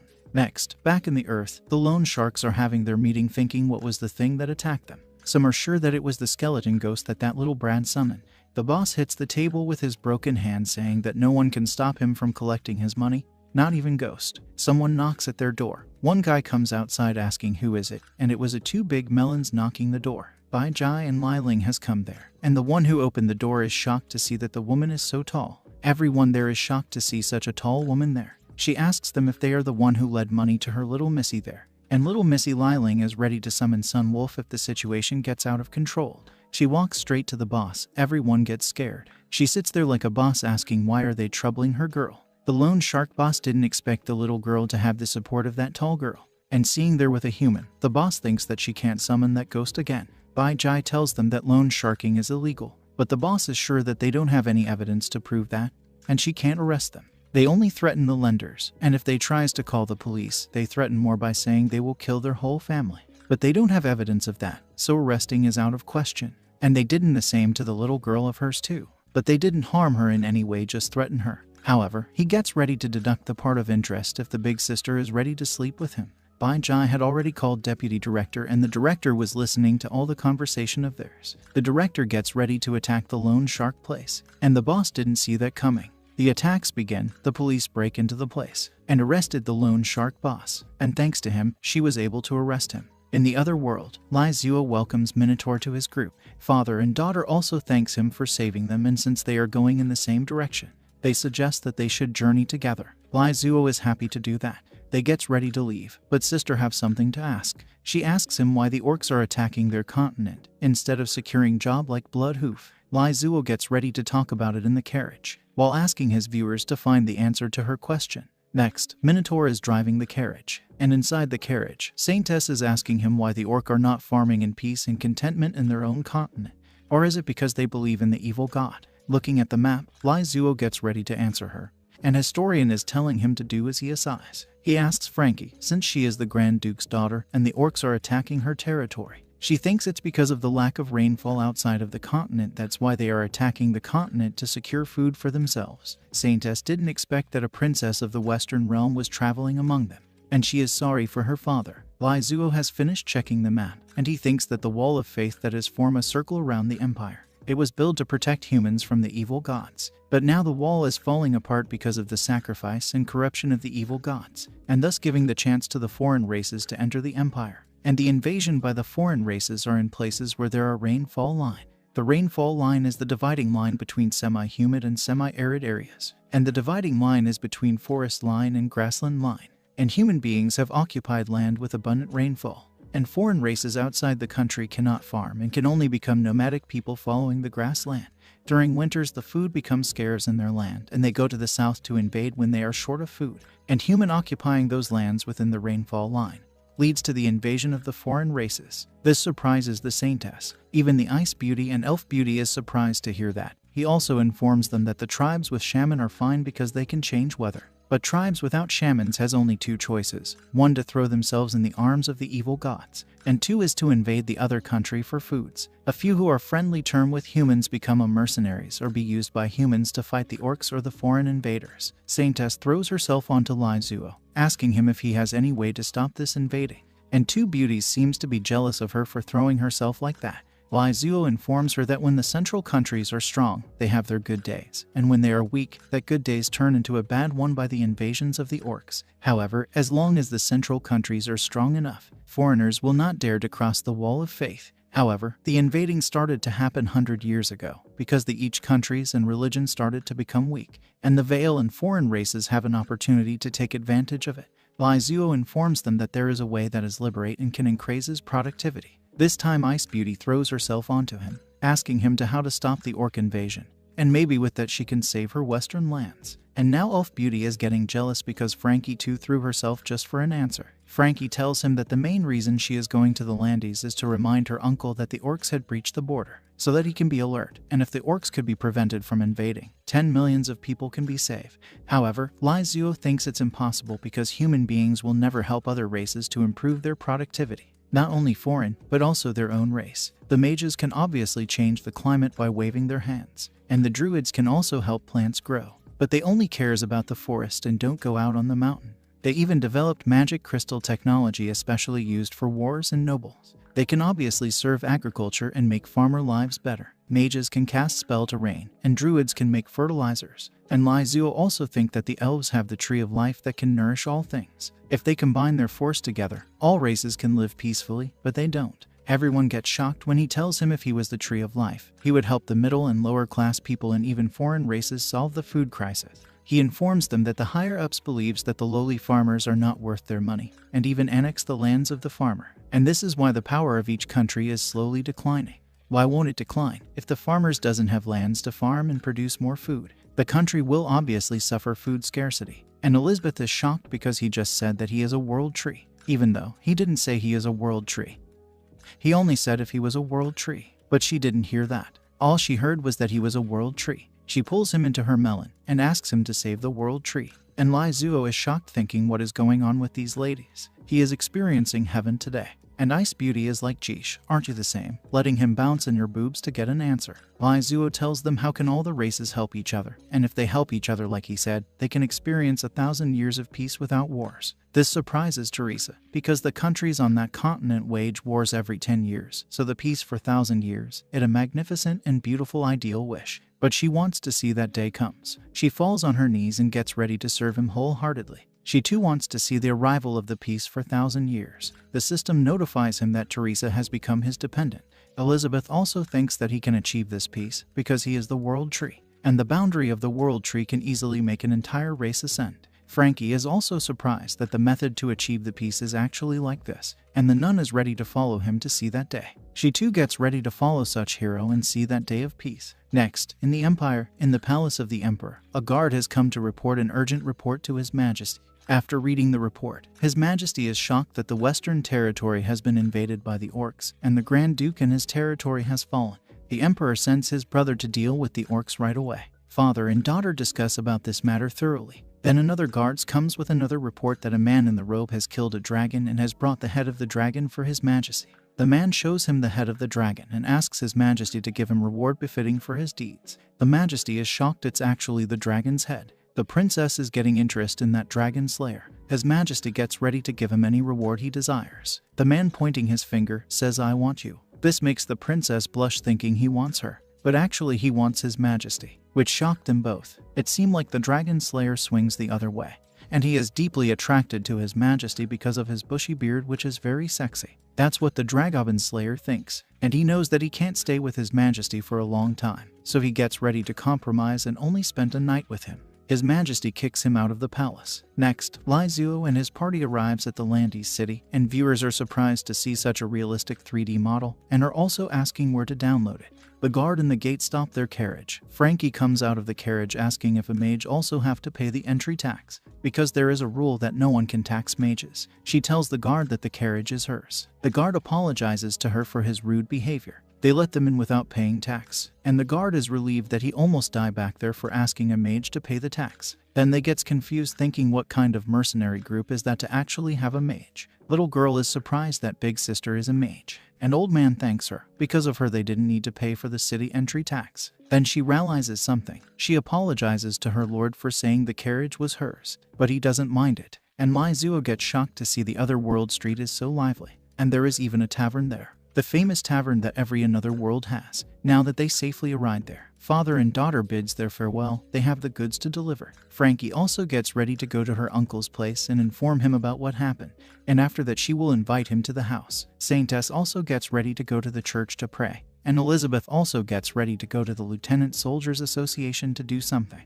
Lizuo also gets ready to find a hotel to stay, and now that he is free, he gets ready to do something that everyone should do after they got crossed to another world. Back in the Earth, Bai Jai have also helped Lai Ling to deal with the loan shark. She also gets ready to take Lai Ling as her personal secretary, but Lai Ling is still in university, so she can't do that. Bai Jai share their picture on the group informing everyone that she helped the house manager to solve the problem of loan sharking.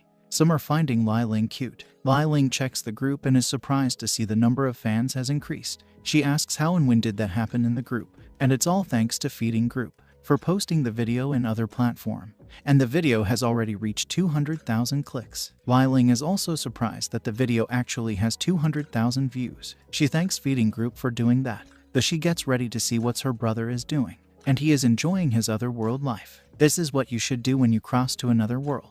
Enjoy the life in the brothel with the different races of beauties. The lady of the house gets ready to show him some different brand of products, like the cosplay elf female magician. Viewers are going wild in the comment section, and there is also a female orc who can give him the pleasure of foreign land, and they have strong core muscles. And there is more, a mantis maid. Man, a mantis maid. And sister is getting mad because she is working so hard to manage the house, and he is enjoying there. Then her phone rings. Bank card remittance of 4k yuan, remitter, stupid brother. She gets happy and asks him to choose mantis maid. She has a taste. Next, at the Landis Baron's house, Frankie has come to see her uncle. And her uncle, I'm 1000% sure that he is a bad guy. Look at that face, it's a face of a bad guy. Now I wonder how her father looks like, and if her looks same as his brother. Then I'm 2000% sure that her mother cheated on her father. And what the hell is wrong with Baron Landis' son? Don't tell me his wife cheated on him too. What is this? An NTR manhua. Next, the Baron Landis is shocked by the news that the Grand Duke and his principality is destroyed. Frankie informs him that the wall of the faith in the west has been broken, and the evil orcs and the heartless knights are raging. She asks him to send some troops there to sweep away the enemies, and also notify the king to send troops to suppress them. But the Baron is in no hurry and asks her to rest well in his mansion and stay with his son to get close with him. That bastard son of his jumps at her and grabs her thick thigh, asks her to marry him. You filthy creature, get your hands off her thigh. Uncle also tells her to take advantage of this time and get married with his son, and decide the title of the Grand Duke. But she doesn't want to marry. She pushes that filthy creature away, saying that the Western territory is about to fall, and the matter of title should be decided by the Senate of the Kingdom's nobles. Uncle starts to get mad for not listening to him. He orders his guard to arrest that woman. But she is no ordinary woman. She is a mage and a daughter of the Grand Duke. The Baron just realizes that she is a mage and gets shocked. Someone rings an eye bell. Something starts to happen to her body, and the evil mark appears in her hand again. She falls on her knees, and the one who made her fall on her knees is a holy cloth bishop, Morco. He tells Baron to arrange the marriage for her and his son in next few days, so that the Duke's title will fall to him. Frankie asks the bishop why is he doing this, and his holy cloth sect is one of the Orthodox religions. Why are they doing something like this? Morco tells her that she doesn't know what the holy cloth cult actually teaches their members, and they get this robe that he is wearing by sacrificing people, just like the man who sacrificed her father's principality. This brings back some bad memories to Frankie. She asks Morco what is his relationship with that man. However, Morco doesn't need to answer her anything and gets ready to wrap her in a cloth, the cloth of God's skin, and from now on, she will become one of his sisters. In her last moment, she calls her lord to come and save her. Baron Landis then informs Morco that she came into the city with a group of mercenary. Morco gets ready to deal with that mercenary. He will send the best execution team to deal with that mercenary, the non-execution team. Next, in the city light church, Teresa is praying to her god. The father of the church comes to her asking her where she came from. She tells him that she is a hermit. She asks him why the condition of the church is not good, and they don't have any people praying there. The father informs her that the Holy Church doesn't care much about the churches in the West. They doesn't even send bishop there anymore, and the highest position there is him. He also informs her that the strongest sect there is the Saint Cloth cult. Their bishop controls the city and nobles. And they also have a special team called non-execution team led by their executioner Sister Moral. And whoever tries to defies them, they gets punished by Sister Moral. The name Sister Moral surprised Teresa. She leaves the church, and this name Moral, she remembers it. More than 10 years ago, a young nun came to her place on a pilgrimage, and she personally baptized her. She was Sister Moral. At that time, she swore to protect the world. Teresa comes outside of the church, and people outside are shouting, "Nun is here." Teresa notices a smell of the holy incense. Seeing the sister nun, people on the street are going crazy for her, and they are talking about the nun who is in a palanquin carrying by some big muscle guys. And she is Sister Moral. Teresa is shocked to see her like that and wonders what happened to her and where is she going with her execution squad. Next, in the brothel, Lai Zuo is enjoying his time of his life. Someone passes a glass of beer to him. The lady of the house tells him that the handsome guy brought him that glass of wine. It is a big guy with a scar on his face, and he bought that wine for Lai Zuo because he thinks they are the same. Outside the brothel, the Minotaur is guarding the carriage as his leader asked him to do. Someone comes there asking who is the leader of the cultivation mercenary group, and that someone are the people of the Holy Cloth cult. And they have come by the order of the bishop to execute the leader of the cultivation mercenary group. Minotaur gets ready to beat their asses for saying something like that.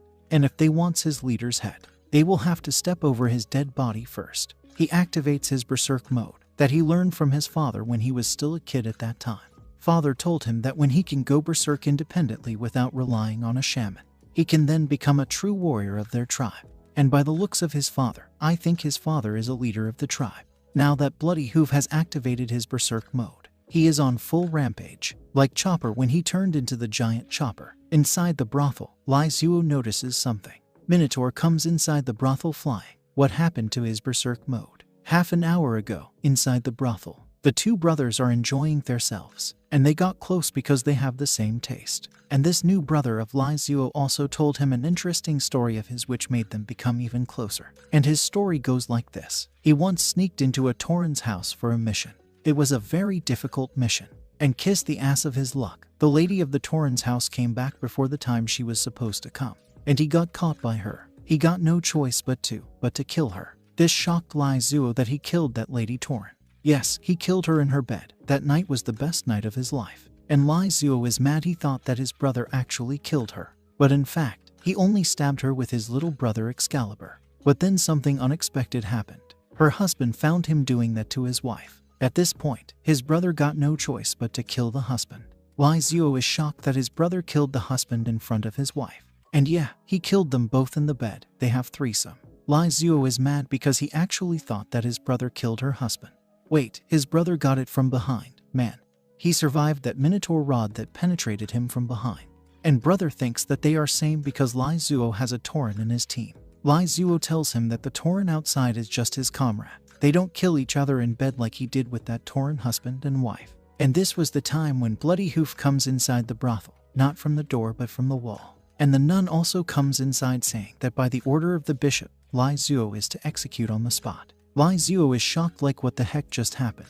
Lady of the house tells them to take their fight outside. And brother is confused if his brother Lai Zuo did something that provoked the Orthodox execution team. Lai Zuo is also confused. All he knows is that Frankie went to meet her uncle, and now the church has come to him. He is worried if something happened to her. He asks Bloodhoof if he is fine. He is fine, however, the foot of some guy is on his face. The big muscle guy hits him with the wheel of the carriage. Since situation has become like this, and they are brothers, his brother gets ready to help him. And the opponent they are facing are the people of the Holy Church. Brother gets ready to clean his weapon before fighting them. Clean them with anti-holy potion. Sister Moral orders her men to kill them, but brother is still busy cleaning his sword. Lai Zuo tells him that before he finished cleaning, they will be killed. But brother doesn't want to take risk. They are fighting with the church. He has to clean his weapon, or his weapon won't do any damage to them. Lai Zuo realizes that if he relies on his brother, they will get killed before his sword gets clean. Seeing Lai Zuo trying to resist, the muscle man asks his men to finish him on the spot. The system triggers a mission for him. He releases his sword. His sword cuts all of the muscle guy's head. Lady of the house is shocked to see that he actually killed the people of the Holy Cloth cult. She wonders what kind of support he has to go against that terrible church. The Triangle Man calls Sister Moral to show Lai Zuo the glory of the Cloth God. Sister Moral takes off her robe and she is an advanced level 2. And now that she has taken off her robe, it only means death of her opponent. Even though she is not thick like Teresa, but she is still thick in her own ways. Brother has finished oiling his sword. He gets ready to fight, but all the males have disappeared and only a nun is there. and this is bad for him. He gets ready to reapply the oil that increases the damage to the female nun. He gets ready to oil his sword. Lai Zuo is shocked that his title of oiler truly lives up to his name. Moral comes at him with her big weapon. Lai Zuo also gets ready with his ninjutsu. The swords come straight at Moral's curvy body. However, she manages to dodge it. She is shocked to see this new technique that can actually control sword. Lai Zuo attacks her with his sword, but she manages to dodge all his attacks. Lai Zuo is surprised she actually managed to dodge all his sword attacks. But she has suffered some damages. Actually, her clothes has suffered some damages. And seeing that damaged clothes of hers, viewers are going crazy about it. She gets ready to get serious and asks the holy cloth to give her the strength. She then transformed into a beautiful, sexy succubus, and her level has increased to extraordinary first level. Back in the earth, a guy is doing the live stream of a game, and he has already gained some popularity in that field. He has many viewers watching his gameplay. Then his friend informs him that the number of the people in the game live broadcast room next door has suddenly increased. Even their broadcast room has been affected. The guy checks this new game, and he is surprised to see the game. He is surprised to see such a beauty as a villain. Man, did she got little thicker after changing into that form. She gets ready to start the second round, and viewers are going wild about her. She charges toward him with her big weapon, but Lai Zuo blocks her attack. He notices that her level is much higher than his. It's a bit difficult for him to use the magic sword now. He calls his brother Witcher to come over and help him, but he is not finished oiling his sword. Now Lai Zuo is in tough situation. If this goes on, he will have to transform into his dragon form. But his ice beauty is not there to control his fire inside of him. Moral jumps at him to chop his head off. The hammer of justice blocked the weapon of evil. Moral looks on the side saying, "Who is it?" And it's our thick sister Teresa. She asks Moral why is she like that, and her current depravity has bring shame to Saint Lucian. And Lai Zuo is relieved that his thick sister Teresa has finally come, and now he is safe. Next, Lai Zuo attacks Moral with his flying sword. She blocks the sword, and she understood that his skill relies entirely on the flying sword itself, and he doesn't have any fighting skills. Now that she has see through him, those attacks of his are nothing to her. The Triangle Man tells her to show them the power of the Holy Cloth cult, the divine power of the Holy Clothes cult. They peel of the skin of the strong dead person to worship and wear it on the body to blend with themselves to increase their power. And he also thinks that Saint Lucian is a great saint. She once defeated the great demon under the god of death, and finally died at the hands of the demon. And her skin is now covered the body of the nun Moral. He gets his head pierced and dies. Lai Zuo killed him because he was too noisy. Moral also agrees with him that Father Miller was indeed noisy. She always wanted to kill him. And Teresa nagging her that Saint Lucian will be disgrace, will only bring disgrace to Saint Lucian. She attacks Teresa saying that she has become one with Saint Lucian because she is wearing her skin. The skin of the beautiful Saint Lucian is wrapping around her whole body, as if she is touching her from inside out. She gets touched by a big hand right on her face and slams her on the ground. She is shocked like what the fuck just happened in that blink of an eye. Teresa tells her that Saint Lucian is still alive and she has been deceived. Moral is shocked to hear that, and viewers are happy to see the fight between the nuns. Moral falls back and is shocked to know that the Saint Lucian is still alive and she has been deceived. Then whose skin is she wearing? She jumps off the roof, made a hole and escaped from there. And Brother Witcher has finally cleaned his sword and is ready to chop the enemy. Lai Zuo tells him that he was little slow. Seeing him cleaning his sword like that, everyone has ran away from there. Lai Zuo then notices that his number of viewers has increased so much, and even the number of his fans has increased. Teresa starts to heal Bloody Hoof, and seeing her healing the Bloody Hoof, the viewers are commenting some interesting comment in the comment section. And Lai Zuo is shocked that the nuns are famous than him. And what's more interesting is the fighting of viewers in the comment section. He calls Sister Teresa and tells her to take off her blindfold and reveal her hair and say a few words to him. She does what her Lord said to her, and he told her to say something in a language that she doesn't understand to the viewers off the earth. And this is making the viewers going wild in the comment section.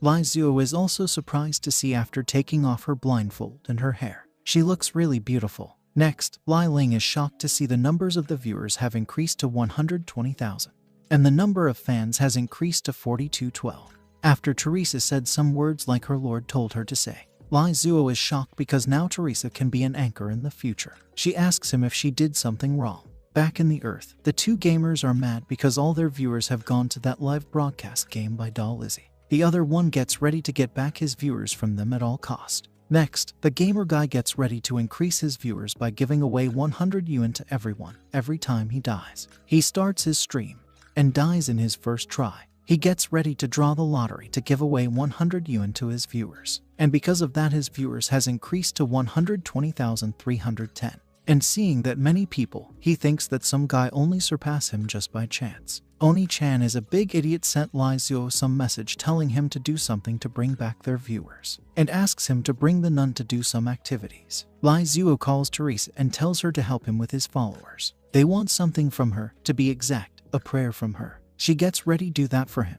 and she is surprised that he actually has his followers, and he can still receive prayers. This is something no one has been able to do since the gods disappeared 200 years ago.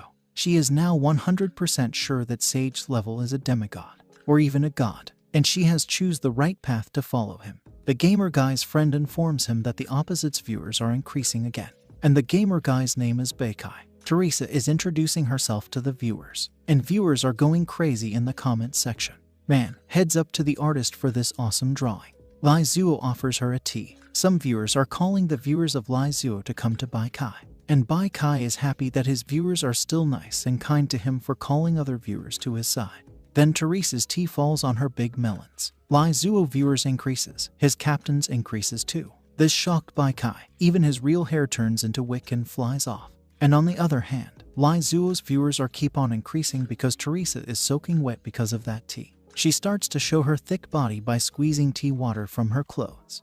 And the newcomer live broadcast ranking has changed because of Teresa. Now Big Plum at the construction site is rank 1 and Beikai is rank 2. This shocked Beikai so much that his soul leaves his body. Teresa then gets ready to end her broadcast, but she gets ready to come back once every week to personally accept everyone's confessions. Now that his captains has increased, Lai Zuo gets ready to give a prize to his captains and his viewers. And the prize is Dragon Crash Potion given by Brother Witcher. He draws the lottery, and the system congratulates to all the water friends who donated all their money and on the prize Dragon Crash Potion.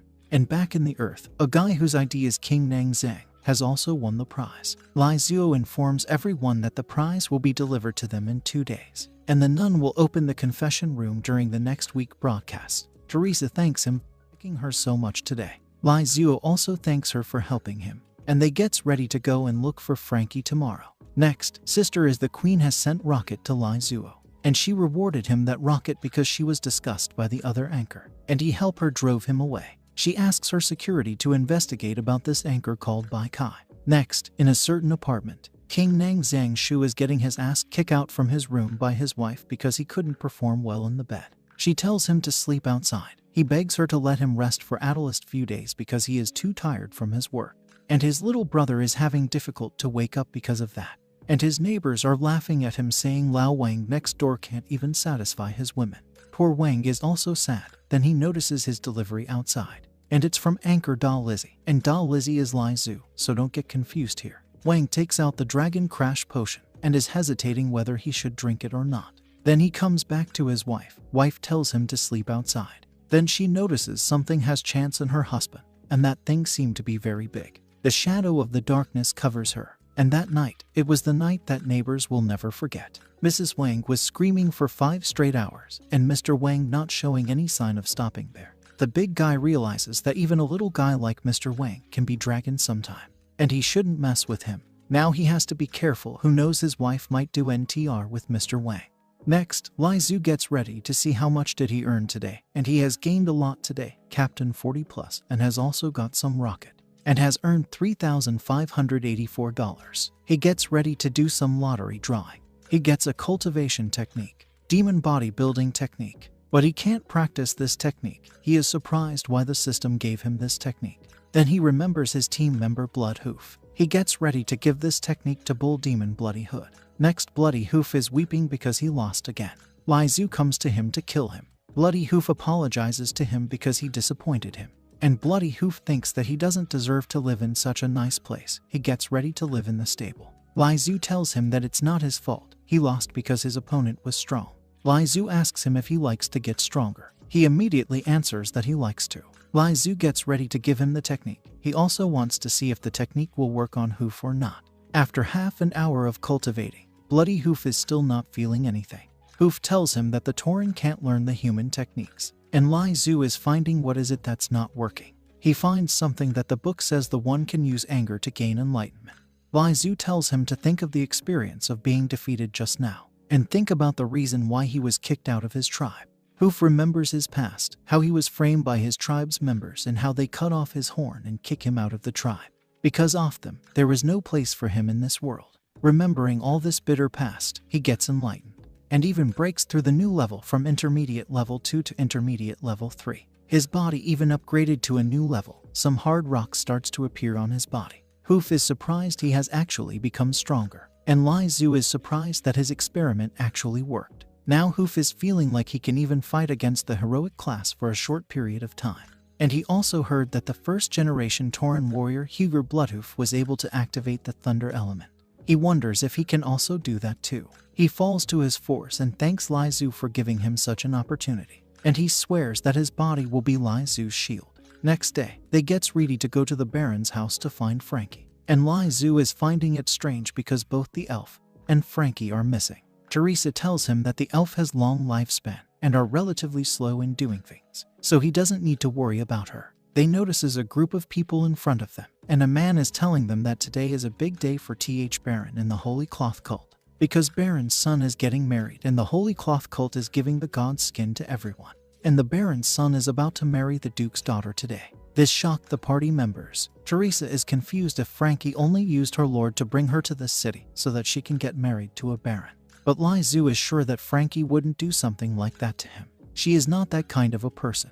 Then he notices Frankie, who is looking gorgeous right now. Lai Zhu notices something is wrong with her. Teresa also notices that Frankie is under control. And if that's the case, Lai Zhu gets ready to sweep her away from the Baron and take her with him, even if it means to wage a war against the Baron. And Frankie is waiting for him. Next, viewers are asking Lai Zhu to save her and kill that Baron and his son. Sister as the queen is also shocked to see that Frankie is getting married to some filthy creature. She asks Lai Zhu to quickly save her. She gets ready to give him rocket for that. The system also tells him to save Frankie. Next, people are surprised to see the Iron Knight, Knight Commander Lord Lester. Bloody Hoof informs Lai Zhu that Commander Lester is a powerful man. He reached to that rank by slaughtering thousands of Taurens and orcs. The commander notices the Tauren among the humans and gets ready to finish him off and put him in his collection.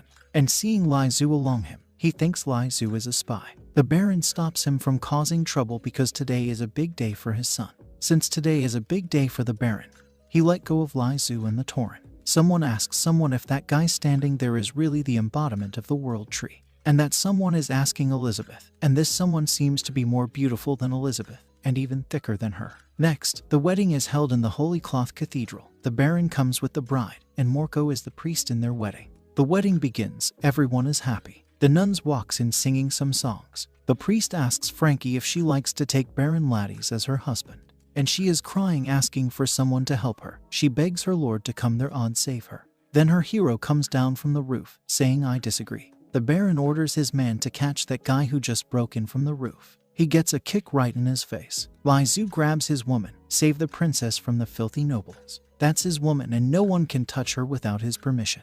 Viewers are going wild after seeing his entry like that. She thanks him for coming to save her. Comfort her bro by kissing her. Morco tells him now that he is in. There is no way for him to go out. Morco people starts to close the door, and everyone in the church starts to change like the people from Baroness Jennifer's town. Since all of the people there are evil people, Lai Zhu also summons his son Wolf, and orders him to finish them all. Son Wolf starts to swing his blade, and chop few of those evil people. Commander Lester gets ready to take him on, but Hoof stops him and he gets ready to take the commander on. Viewers are starting to bet who will win among these two. Sister Moral also jumps at Lai Zhu with her big weapon. She too gets stopped by our thick sister Teresa. And Mr. Artist seemed to forgot something here. Sister Teresa's melons are bigger than Sister Moral. But why Sister Moral kinda looking bigger than our sister Teresa? Teresa tells her not to fall any further. Moral remembers something. When she got back last time, she went to Morco and asks him if Saint Lucian is still alive because she just heard a nun saying that Saint Lucian is still alive. Morco scolds her for believing in others. He tells her that he saw it with his own eyes, the death of the Saint Lucian. He did something to her after that. The skin, whoever she is wearing, gets mad at Teresa for talking about Saint Lucian. She changes into her sexy demon form and gets ready to kill Teresa and unleashes the full potential of her weapon. which then grows into a very big one. Teresa's sense of demonic power coming from that weapon. She wonders if the Holy Cloth cult is colluding with the devil. Morko informs them that that sickle is the sacred weapon of their religion, demon-slaying scythe, and rumor has it that it become what it is now after slaying hundreds of demons. And it also has its own face. Moral gets ready to finish Teresa with that big weapon of hers. Moral attacks her with full force of her weapon. Lai Zhu is getting worried about Teresa because that attack just now was really too powerful. Seeing him open like that, Commander Lester gets ready to finish him up. He once again gets stopped by Hoof, and Hoof has promises that he will be Lai Zhu's shield, and for that promised, he is not letting anyone to harm his team leader when he is still breathing. Lester gets ready to kill him first then, and unleashes his powerful attack at Hoof. Hoof hits the ground, shatter the ground into pieces, and this is his Tauran racial talent war trampling, which makes his opponent unable to move. He gets ready to finish Lester with his big hammer, hits him right on his head, smashes his metal helmet. Bloody Hoof sends the knight flying far away, and viewers are surprised to see that Bloody Hoof is actually this strong. He has something so cool like the war trampling up his sleeve. The smoke which was created by Lester after his fall gets cleared, and this shocked Bloody Hoof, because the helmet has torn and the face inside that helmet was that of a fallen knight. Lester looks at his Lord Bishop, who told him that he will never lose, but here he is getting his ass beat up. His Lord Bishop informs him why he lost, and it's because he hasn't completely converted to his religion, that's why. If that's the case, Lester gets ready to convert to his religion.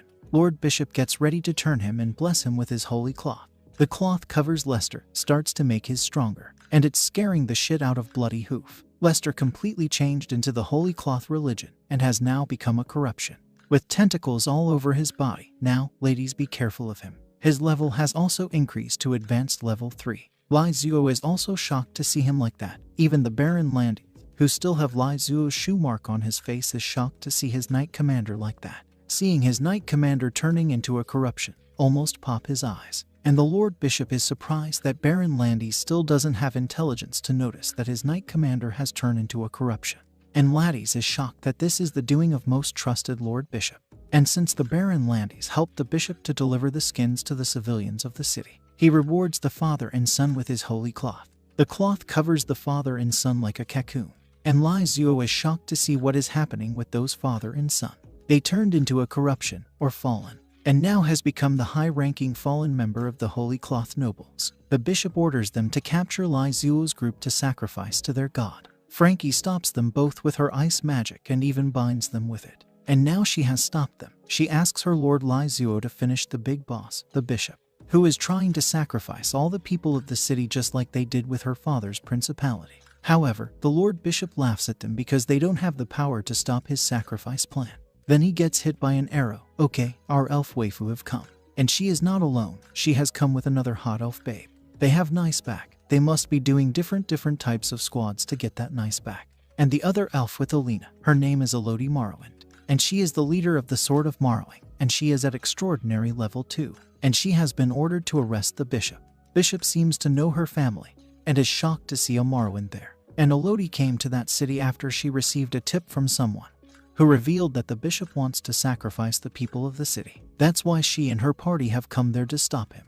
And in this party of hers, there are 4 people there. A mercenary branch president, Luke Brown Bear, who is at the extraordinary 1st level, and another hot babe, whose name is Finity, the president of the Warlock branch, extraordinary level 2, and an old man, who seems like he is in his deathbed. But we shouldn't judge a book by its cover, and he is the president of the Mage branch. His name is Star Mage Udolph, extraordinary level 3rd. And lastly, the Elder Druid of the Ring of Thorns. And Elodie has gathered them to stop the bishop who is trying to sacrifice the people of that city. And she gets ready to stop him no matter what, because they are not going to let this city be destroyed like the Dukedom of Francia. With her order, they activates the magic circle which covers the entire city to stop the sacrifice. And the circle have also suppressed the bishop. Elodie tells him to surrender, now that he has been suppressed by the magic circle. He can't do a thing now. But that little circle is not stopping the bishop. He informs them that he was not offering sacrifices to the god of death in the abyss, and something is growing from his face. The bishop informs them all that they all have fallen in his trap. This surprised the 2 sisters, thinking what that bishop mean by that. Whatever he meant, Lai Zhuo doesn't care about it at all. He charges toward the bishop with his sword, who is in hit right now because its master is holding it and is about to pour his energy in it.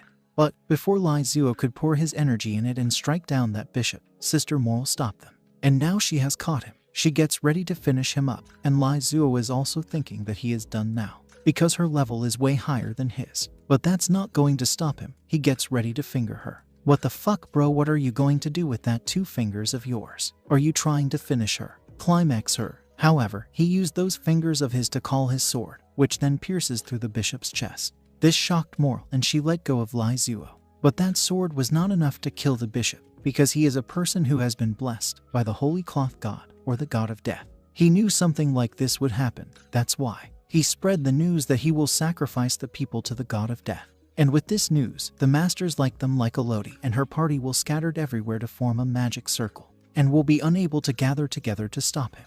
However, Elodie is sure that with the magic circle, the bishop will not be able to make a sacrifice to the evil gods in Abyss. And like she said, he is not sacrificing to the evil gods of Abyss. And the clothes he distributed to all the people in the city, as long as they put on those clothes, he can sacrifice them anytime. And he is not offering these sacrifices to the god of death. He tells them all to look up. The 2 sisters get shocked to see that the sun has darkened. The people in the streets are shocked to the sun, which has suddenly become darker. And the sky has also turned red. Viewers are shocked to see solar eclipse in the live broadcast room. Frankie notices what that thing is. She informs everyone that that's the most special evil god among the 3 evil gods, the Ajola. Now the sun has turned into some kind of a thing, which has a butthole in it. Oh man, jokes aside, Lai Zuo asks Frankie about that thing, because she is the only one in this manhua who is intelligent, and she knows everything about that world. And she has all the information about that world. She informs him about this Ajola, that in the ancient empire, the people worshipped and offered sacrifices to the sun. And one day, a meteorite fell from the sky and landed in the Emperor. The priest Ajola obtained that meteorite and found an evil way to become a god from the meteorite. She began her journey to become a god. In the end, she sacrificed the entire empire, become a god and ascended into the sky, and embraced her own faith in the world. She burned herself to the sun like this when she ascended to the sky. Some people said that she merged with the sun, and the sun was corrupted by her. After that, the sun turns red once every year. The sun becomes red and corrupts the people, and that day was called the God's Punishment Day. And on this day people avoid sun, or they will become corrupted. But Frankie is confused why the God's Punishment Day is happening so soon. According to her, there is still 6 months for it to happen. People are confused, thinking who summoned that red sun. They all gets ready to go to the church, and big sister is mad at her little sister because of her wrong information. They are now in this situation. Elena tells her big sis to run away. She will try her best to stop this, but Elodie notices that it's too late now, because once that thing opens its butthole, I mean the eye, once that thing opens its eye, they are done. The thing opens its eye, and when that eye opens, that's the moment when the corruption are at their strongest. Elodie gives her little sister a necklace to wear, which can make her immune to the evil god's light. Elena notices something happening to the eye. The ground starts to shake. The bishop offers his sacrifices, all the people who are wearing his holy garments, to the evil god who is in the sky right now. He asks his god Azura to grant him divine grace for the sacrifice he made for her. Something starts to happen with the people wearing that holy cloth. They level up once again. The hot moral sister have also level up, and she is surprised to feel this new power that their god gave them. And Lai Zuo is mad and scared because she was already powerful enough, and now she has become even more powerful. And Moral is feeling this new power that her god gave her coursing through her body. She gets ready to test this power of hers on Lai Zuo. She jumps on him from behind with her big weapon, shouting die. Instead of sneakingly killing him, she shouts die. Lai Zuo notices her because of her loud noise, but it's too late for him to dodge her attack. Then boom, a big blast happens. However, Lai Zuo manages to survive her attack, thanks to his horny sword, who took all the damage for him. But Lai Zuo still suffered some damages because Moral is too strong. And Moral is shocked to see that Lai Zuo survived her attack, she who is way stronger than him in terms of strength and levels. Then she notices the sword he is holding. Now she understood why he survived that attack of hers, it because of his sword. Otherwise, he would have been dead by her one strike. And now Lai Zuo is having hard time because that nun was already powerful, and now she has become more powerful. And what's more, she is not even the boss. There is still the final boss, the bishop. Next, the corruption Lester gets ready to take care of the bull, who beat him earlier. And now that he has become strong, he is sure that he can kill that bull with his one attack. He jumps at Bloodhoof with his big sword. Bloodhoof remembers his father or whoever he is, and is saying to Bloodhoof that he has been expelled from the tribe. Then he remembers his leader, who welcomed him in his group, even though he was exiled and his horns were cut off. Something awakens inside him once again. Lester's attack landed on him. Then Lester gets shocked to see Bloodhoof has changed into some kind of monster just like him. Hoof have activate the rock form of his, and now his body is covered in rocks, and thanks to those rocks, he blocked that attack of Lester's. And not only his body, even his hammer has changed its form. He swings his big hammer at Lester, then boom, a big blast happens once again. And viewers are surprised to see that their brother Bull has become stronger again. However, even with that strong attack, Lester is still fine. But now he is getting scared because he didn't think that the bull will become stronger and will be able to smash the body that is given to him by his god with one blow. Lai Zuo, while coughing, praises Hoof for doing a job well done. Moral comes from behind, saying he should be worried about himself instead of praising another, because he is going to die by her hands. Lai Zuo then gets a message from someone, and it's from Feeding Group, who informs him on how to defeat that nun. He has to equip or learn some skills to defeat her. Lai Zuo informs him that this is not a game. Feeding Group is like, okay if you say so. Feeding Group informs him how he should have fought with those bad people. He has Bloodhoof, who can be a tanker for them instead of letting him fight alone. And Teresa can be an attacker, and Frankie a long-range attacker. With that type of team formation, they could have defeated the boss long ago. And Feeding Group have also observed Lai Zuo's strength and his skills, which are very powerful, allowing him to fight against mid-level monsters. And paired with a magic sword, he can even resist a high-level monster like the Baron. And his flying sword can even damage the Valkyrie. Although the flying sword was blocked by the moral nun, it was only natural because Lai Zuo's spiritual power is exhausted. So Feeding Group is sure that if Lai Zuo's spiritual power is restored, he can finish Moral with his flying sword. Historian also thinks that Feeding Group has a point, and so Sister is the queen. She wants him to quickly finish those bad guys and saved his heroine Frankie. Oni-chan is a big fool, also thinks Feeding Group idea may work. Lai Zuo thanks his viewers for reminding him something. He apologizes to them for disappointing them. And to restore his spiritual energy, he has something called the Gum Gum Fruit. After eating the Gum Gum Fruit, his spiritual energy gets replenished. Now his sword has become hard and powerful again.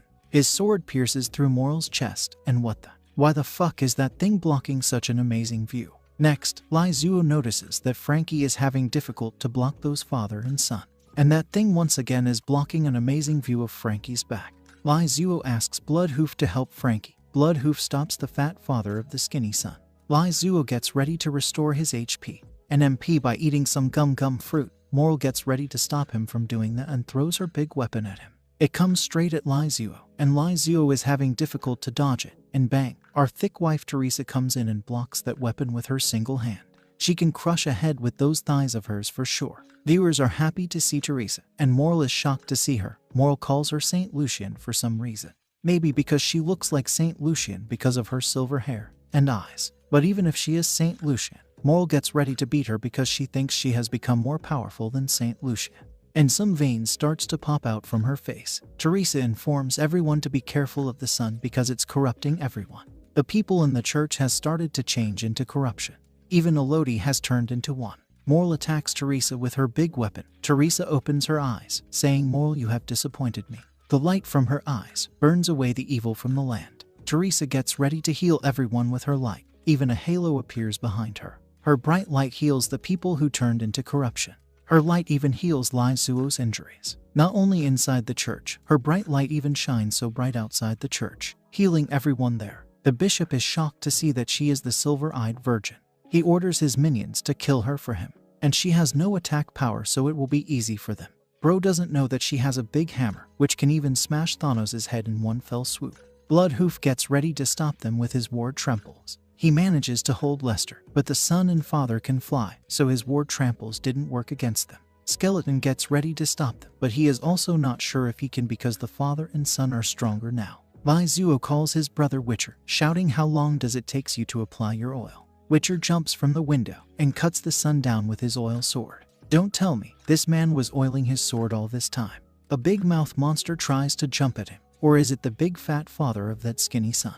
Whoever is it, Brother Witcher burns it with his fire. Lai Zuo comes to him asking if he was going back and forth outside the church just to change the sword oil. And yes, he did that, and to solve that problem, he He applied all kinds of sword oils to each section of his sword, so when he encounters a corresponding monsters, he will use that part of his sword to slash them. Moral gets up once again, and it seems like the bright light from Teresa's eyes hadn't killed her yet. And now she thinks she has surpassed Lady St. Lucian and become a god, because that light didn't do anything to her. Teresa tells Lai Zuo to leave Moral for her, and he can focus on that bishop. She gets ready to help him with her light. Lai Zuo, his brother Witcher, and Skelly charges toward the bishop.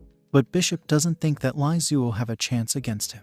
He changes into his true form, the Red Sun Bishop, Hero Level 1. And seeing that the streamer boy who lost his viewers to Lai Zuo streaming gets an idea. On the other hand, Lai Zuo also transformed himself into his dragon form to fight with that boss level monster. And now the both parties are ready, one to start his idea to get more viewers and other one to stop the bishop.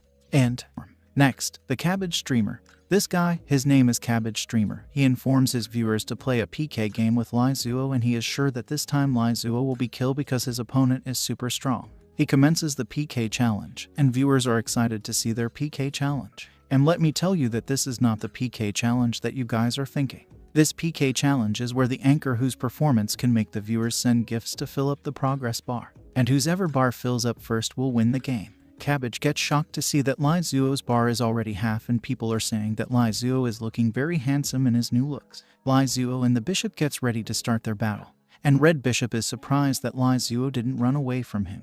Back in the Earth, in a certain internet cafe, people are shocked to see the live stream of Lai Zuo and are shocked to see him becoming strong again. Teresa asks everyone to move forward with her. Her words light some fire inside the viewers and are ready to follow her. Lai Zuo wins the PK challenge. Poor Cabbage gets smashed with that Bishop jumps at him with his big weapon, but Lai Zuo blocks his attack with his bare hand, which shocked the bishop because Lai Zuo's body is super hard just like the dragon's body, and asks Lai Zuo if he is actually a dragon. Lai Zuo didn't give him any answer, but instead finger him. The sword comes out from the ground and pierces through the Red Bishop's body. This shocked the three believers, and the two sisters. Elizabeth gets ready to help Lai Zuo too. Lai Zuo keeps on attacking the Red Bishop with his flying sword. Lai Zuo likes fingering people with his sword. That finger attack with that flying sword is just too much for that poor Red Bishop.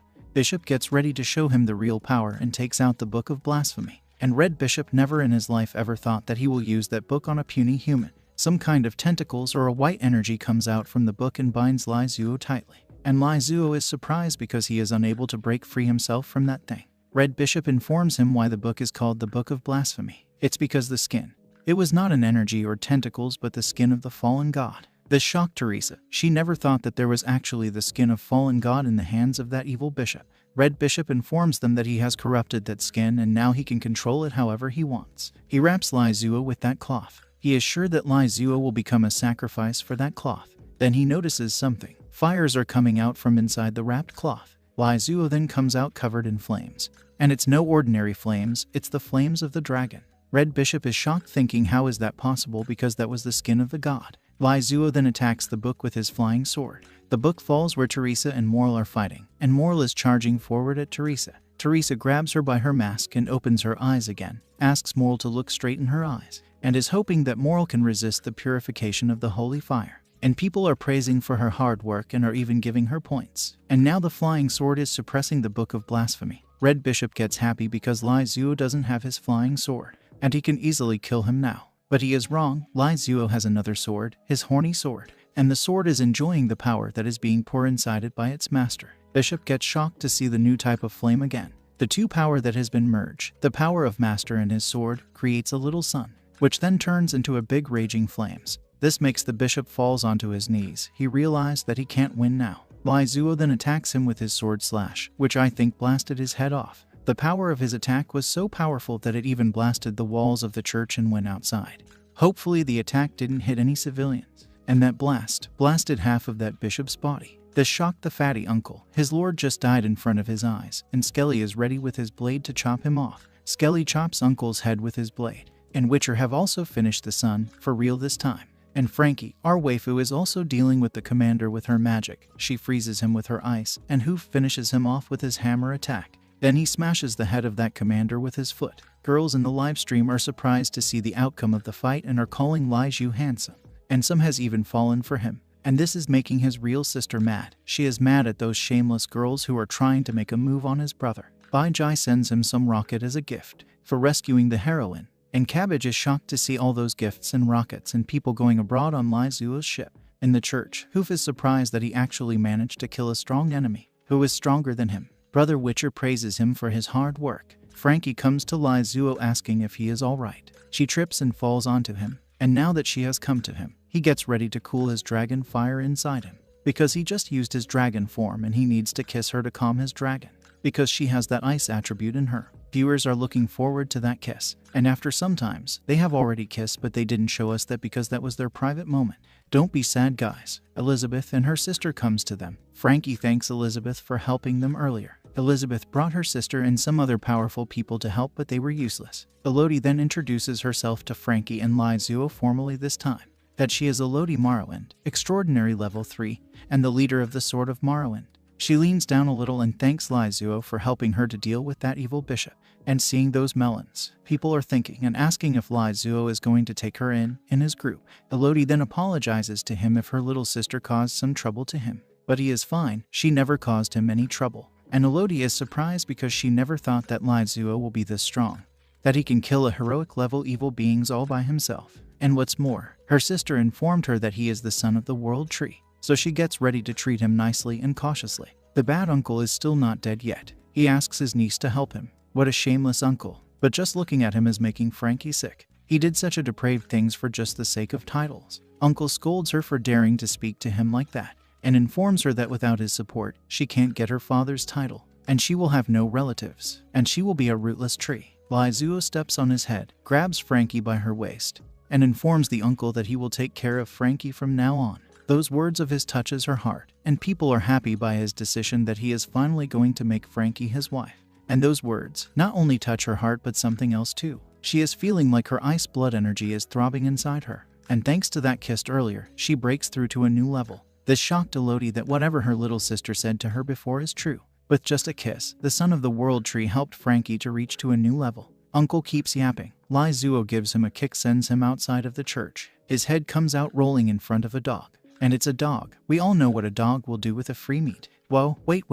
The dog is not eating the meat. It is doing the do thing with Uncle's head. What a bad dog. Poor Uncle. This is worse than dead. Lai Zuo then thanks his brother Witcher for helping him, and now he is done there. Brother Witcher gets ready to leave from there. But he tells Lai Zuo to call him anytime, if he ever needs his help. Lai Zuo then gets ready to take a look at his live broadcast. He then gets shocked to see the gifts. He has gained 2 captains, and also 23 gifts from his PK challenge. This super shock him, and viewers are asking if he is going to do the live broadcast like he did last time with Teresa. Viewers are looking forward to it. He informs everyone that he will continue the live broadcast at night, so look forward to it. Viewers asks him if he is going to let Teresa do the live broadcast. And on the other hand, Cabbage is super shocked to see that Lai Zuo actually managed to kill the boss and now he can't fight with Lai Zuo anymore. But he is not giving up. At night, Lai Zuo starts his live stream and welcomes everyone, and informs them that today's anchor is going to be Frankia, the mage. Oh my god, she is looking gorgeous in that night dress. Man, she is a killer, huh? If you are enjoying it, then do 500 likes, also subscribe to the channel. Next, she comes to him asking why he called her. Lai Zuo informs her that he is going to teach her some exercises that will make her grow stronger. She understood what he is going to do and she always knew that this day will come. And it is finally arrive. She throws herself onto his laps and is ready for him to start that exercise. Viewers are also excited to see the exercise. He stops her and informs her that that is not what they are going to do tonight. And viewers are mad that he is not making his move. He informs her that she can become as strong as the blood hoof with the cultivation technique that he is holding. And it's an ice attribute technique. This surprises her and asks him if this is some sort of mage meditation method. Lai Zuo informs her about the benefits of the technique and he thinks that it's the best technique for Frankie. She gets super happy that he is thinking of her to this extent. He is trying so hard to help her grow. She thanks him for that. And I would do the same if I was him, maybe even more than him. Next, she starts to read the book, and something starts to pour it into her mind. But she is having trouble understanding this concept called acupuncture points. Lai Zuo gets ready to help her understand that concept. He grabs her by her waist and shows her that 2 fingers of his. We all know where that 2 fingers will go next. Yeah, you guessed it right. He is using his fingers to open her acupuncture points. And some good students in the live stream are ready to learn about acupuncture from them. Frankia also starts to feel that her ice blood in her body began to surge from her spine. She then suddenly feels an influx of energy in the acupuncture points, and it's making her body cold. and making ours hot. Viewers are congratulating her for making some rapid progress in her strengths. And Cabbage is mad because all his viewers are going to another people's live stream. And what's more, the other people are attracting his viewers by showing such seductive scene. He gets ready to report to the AI reporting system about this P-graphic content that those streamers are showing. And they did. They reported to the AI reporting system. Now he is sure that the other party will be banned for showing this type of content, and he will become the #1 streamer once again. His secretary informs him that the AI system will reply to them in 1 minute. They receives a message. The message shocked the poor guy because the system didn't find any P-graphic content in that live streaming. When he can clearly see in front of his eyes the content the other party is showing in their live stream. Frankia has learned the ice art and she is feeling the power of the art is too strong.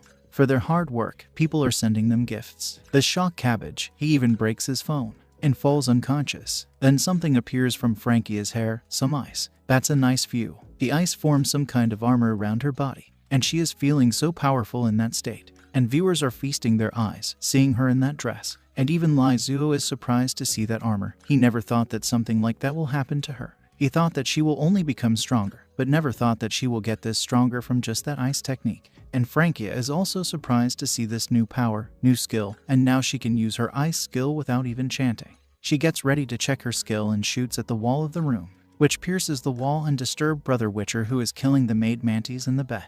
And Frankia is surprised because the skill is so powerful that the beginning of the skill is equivalent to the advanced level. And what's more, her ice bloodline that usually suppressed her magic progress has directly become the help of the ice art, and it's getting stronger every moment. She is feeling like she has been reborn, and we can see that too. She thanks him for giving her a new life by kissing him. Whoa, a new way to thank someone. Next, she gets ready to get down to do the business. She wants to thank him even more because what he did was just too much. And a simple thanks like kissing is not enough. And viewers are confused thinking if they will have to pay for the thing they are seeing right now. Lai Zuo notices something that they are still live streaming. Brother Witcher comes to their room for disturbing him from killing that mantis maid. Then he gets shocked to see that it's his brother, and he is about to be killed by Frankia. As a gentleman who kills both husband and wife together in a bed, Brother Witcher leaves them so that he will not disturb them. Lai Zuo tries to explain the situation. However, someone is unable to control herself. She wants to give him the thank you right away. Now the situation is out of control. He got no choice but to stop his streaming. And now he has finally stopped the live streaming. Frankia jumps at him from behind. Then she starts to give him her thank you. Somewhere in fantasy world, Frankia is ready to fight some monsters with her 2 blades. And it's a big giant Hulk-looking kind of monster, ready to smash her on the ground with his big hands. She tries to inform him that they are teammates and he should control his desires. But nah, brother is unable to control his desires. And he is a Hulk. He gets ready to take it by force and grabs the poor Frankia in his big arms. She definitely can't free herself from that big arms. She tries to free herself but is unable to do so. Then he gets ready to get nasty. She somehow manages to give him a kick which hits him right in his eye. But the attack was weak and it doesn't have any power in it. It was powerless. He then slams her down on the ground and starts to do the giant massage acupuncture point hand. And those attacks are very powerful. He even does the leg massage, and she can feel her legs which are becoming very comfortable. Then he gives her some giant blood activating hammer from behind, and she can feel the powers in those hammering strikes. And finally her body is feeling comfortable and satisfied from that massage, and she has thanked him with that. And someone is tired after all that attacks and hammering. He gets ready to check his gains from the live stream, and he has gained a lot from the battle with the bishop in the live stream from earlier. He has gained 3 rocket, 1 admiral, and 40 captains, and some gifts, and his money is 11,644.2. He gets ready to pay his sister first semester's tuition and his mother medical expenses with those money, and use 644 to draw some cards. He draws the card and gets some important beans, pills, and cultivation sutras. However, he is not finding the thing that he is looking for. He draws the card again, same thing happens. He is not getting the things he needs. He draws it again, and something finally appears, a green card. He gets happy that he finally get the green card. He gets ready to level up by using that green card. And now he has reached another new level. And with the strength he has right now and with the flying sword and his demonic sword, the horny sword, he is sure that he can face many powerful enemies without transforming himself into his dragon form. Even though the enemies are more stronger than Red Bishop, he gets ready to see what that green stuff has to offer, and is shocked to see that he can now control the flying sword more flexibly, increase the attack power of the flying sword. And what's more, he can now control 4 flying swords. This makes him to draw more cards, even though he is running low on money. But he gets ready to draw just some few single draws. but he is not getting what he is looking for. He misses again and again, and is losing money again and again. Then he finally gets something. System gives him some pure detail info about that thing, and that it's an overturning stick. And it's a very interesting weapon because once it's launched, it will attack the rare side of the enemies. And after breaking inside the enemy's rare, it will spin wildly to cause damage. Boy gets shocked to get such a brutal weapon, which will only attack such an important side of his enemy. He doesn't want to be the enemy of the one who has that weapon. Next, in the church, Teresa is giving last chance to Moral to bring herself back from that pits of corruption. Moral curses Teresa for doing something like this to her, and Moral keeps on saying that Teresa is not the one, and that she died that day, killed by some demons. Teresa tells her that she did die that day. Teresa then gives her the pure info of what happened back then. After she lost the protection of the holy light, she went to preach in the remote area of Manhwa. She discovered that the people there were exploited by the nobles, and she made her decision to overthrow that evil noble.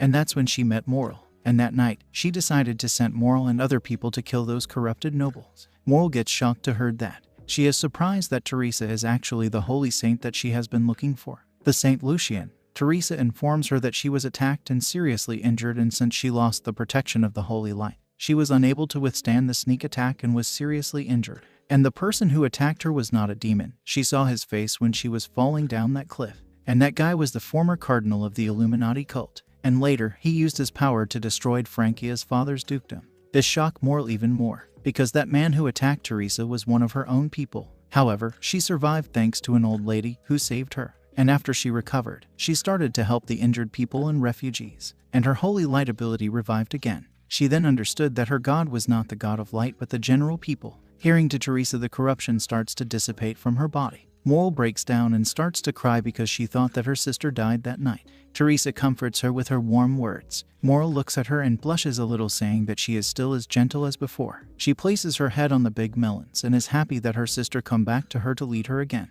While putting her head on those big melons, she looks at her Lucian-sama, thinking that she has such a strong maternal aura. Teresa informs her that she can't lead her anymore because she has someone to follow. This shocked the poor girl that her Lucian-sama is going to abandon her again. Teresa informs her the reason why she can't lead her, because she herself has not found her own path and she thinks that she is not qualified to lead Moral. She informs Moral about the man that she is following, the man who appeared in her darkest moment, a sage who will guide her to find her path. And after following him, she found that she is no longer confused, and she has become a new nun, and is going to follow him to serve and learn from him. Next day, Moral thanks Lai Zuo for protecting that city from those evil beings, and Lai Zuo is happy that she has come back to her senses. Lai Zuo informs her that they will leave from there because he wants to help Frankia find the enemies who destroyed her principality, but he promises that they will come back to meet her one day. Next, in the Union Mercenary, Lai Zuo is shocked to hear the news that they got promoted to B-level mercenary group, and he wants to know the reason why.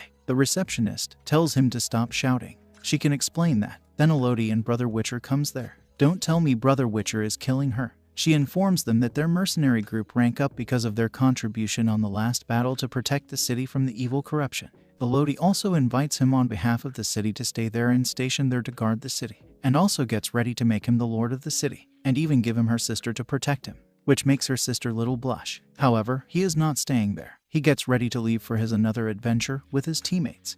Next, somewhere in the mountains, Zuo calls everyone to gather because he has something important to discuss, and that is they don't have any money. They don't even have money to buy food to eat. And what's more, their food is also running out and he is hungry. Teresa, a lady full of hope, she is sure that her lord will find a way to earn money and food. He doesn't know about the money, but as for the food, he gets ready to eat poor Skelly for some reason. Maybe because Skelly disturbed him when he was about to mingle with Frankie. Ladies tries to stop him, and so Brother Woof. However, Zuo is super hungry, so he gets ready to make a beef out of that Minotaur. Woof, who has been loyal to Zuo, gets ready to be a beef for his lord and his party. He shows his best parts to his lord to eat, and Zuo is also thinking if Woof will taste good. But Woof is their friend, how can they eat him? And the money that hot Baron lady gave to Zuo is also all gone. He wonders if he should go back to that Baron lady and ask for some more money, or just become her husband and live a comfortable life with her. But nah, Skelly gets ready to do something about their financial issue, and you don't want to know what he is thinking.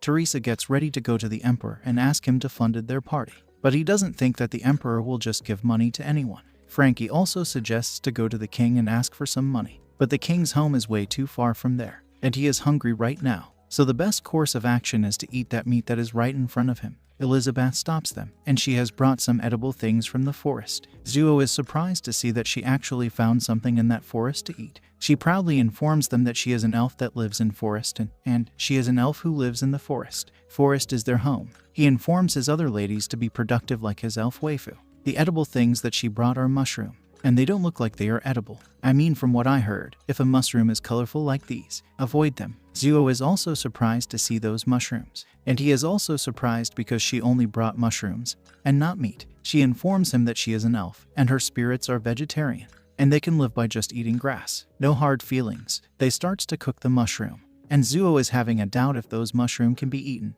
because they have 5 or 6 colors. He is scared, thinking they might be poisonous. This makes Elizabeth mad because her lord is doubting her. She, an elf who lives eating mushroom, and he is doubting her identity. Seeing her so confident, Zuo trusts her that the mushroom are not poisonous. He gets ready to make a mushroom hot pot.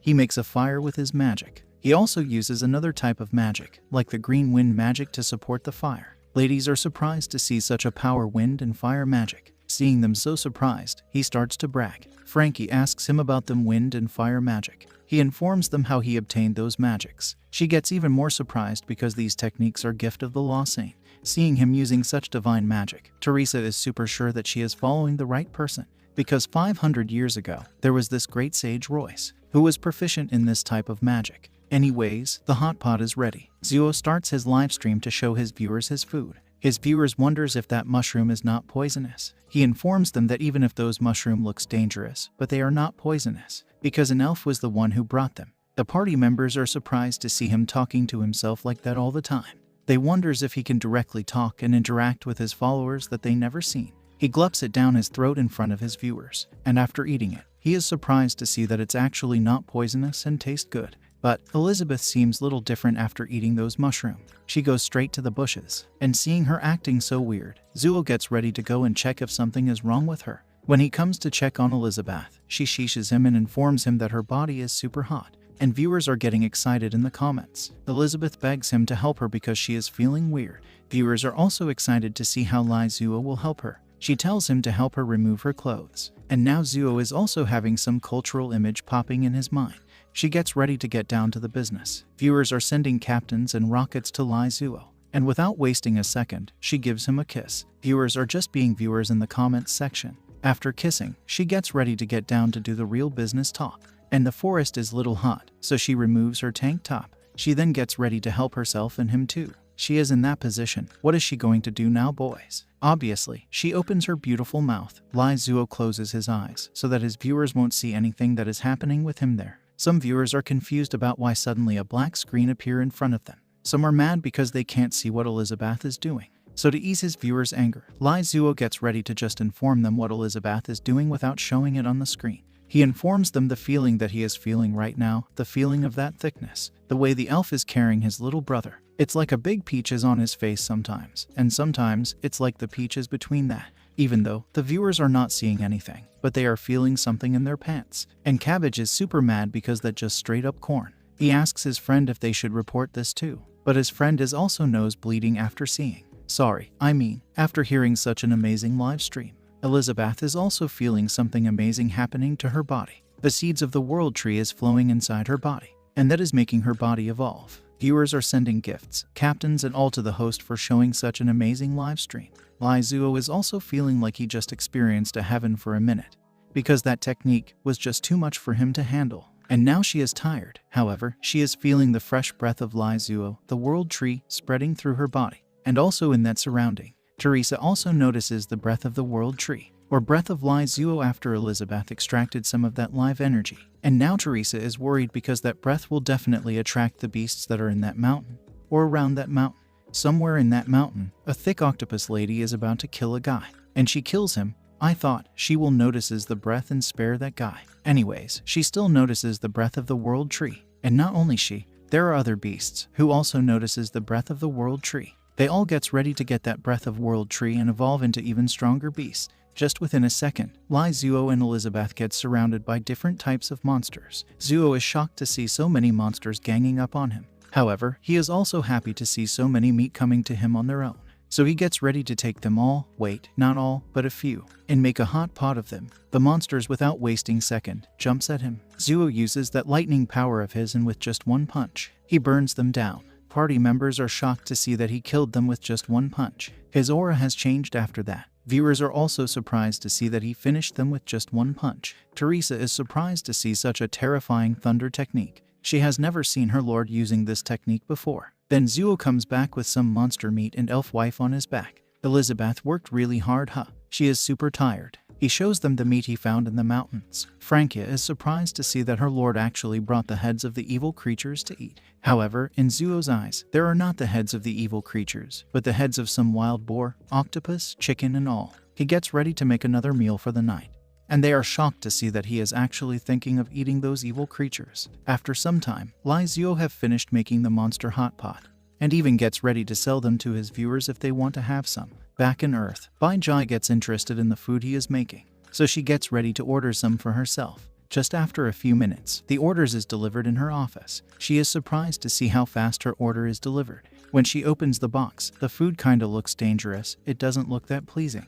But what surprised her more is the delivery. It was too fast. She wonders if the company that Lai Zuo is cooperating with for this food is monitoring her every move. Otherwise, how can they deliver it so fast? Anyways, she gets ready to take a bite of that food, starting with the octopus's tentacles. After taking the bite, she shows us this amazing view of her figure. The food is super good, rising something inside of her with just the taste. She never thought the food to be this delicious, even though it doesn't look pleasing, but the taste is out of the world. Now she is finding the head of the fish very delicious, and the tentacles super delicious. Putting the tentacles in her mouth, she enjoys the heaven. And just after a few moments, the food is gone from the bowl. She gets ready to inform everyone about how tasty the food is. After she informed everyone about the food, people are ready to buy some to try. Zuo also gets ready to make a lot for his viewers, and asks Frankia to help him make 34 ice plates. So 34 people have ordered for his food. She does as her lord asked her for, and made 34 ice plates, and Lai Zuo is ready to send those food to his viewers right away. His sister have also ordered one, and Mr. Historian too. Cabbage has also ordered a plate, so that he can give some bad reviews about that food. He is already not liking how the food is looking. The food looks like it's cooked by Xian. However, when he takes the sip of that soup, he is experiencing heaven. He never thought the food to be this good. He has never eaten something like this. His friend is shocked to see him acting like that. He is complimenting the food of his enemy, and they are live streaming. Cabbage wanted to give some bad reviews to Lai Zuo's food, but he never thought it to be this good. His viewers are surprised to see that Cabbage wanted to give some bad reviews to Lai Zuo's food. Cabbage's friend stops the live streaming, but Cabbage's fans have dropped drastically after that, and someone from the Huangshan group is also mad at Lai Zuo for some reason. He wants to kill Lai Zuo. Next, in that same mountain, some people have come to take the life of the Archduke's daughter. They are there for Frankia, so that they can become next Archduke by marrying her. And Zhu is thanking his fans for buying his food. And with this, he gets a new idea, and asks Frankia if there are any delicious food on their way to their destination.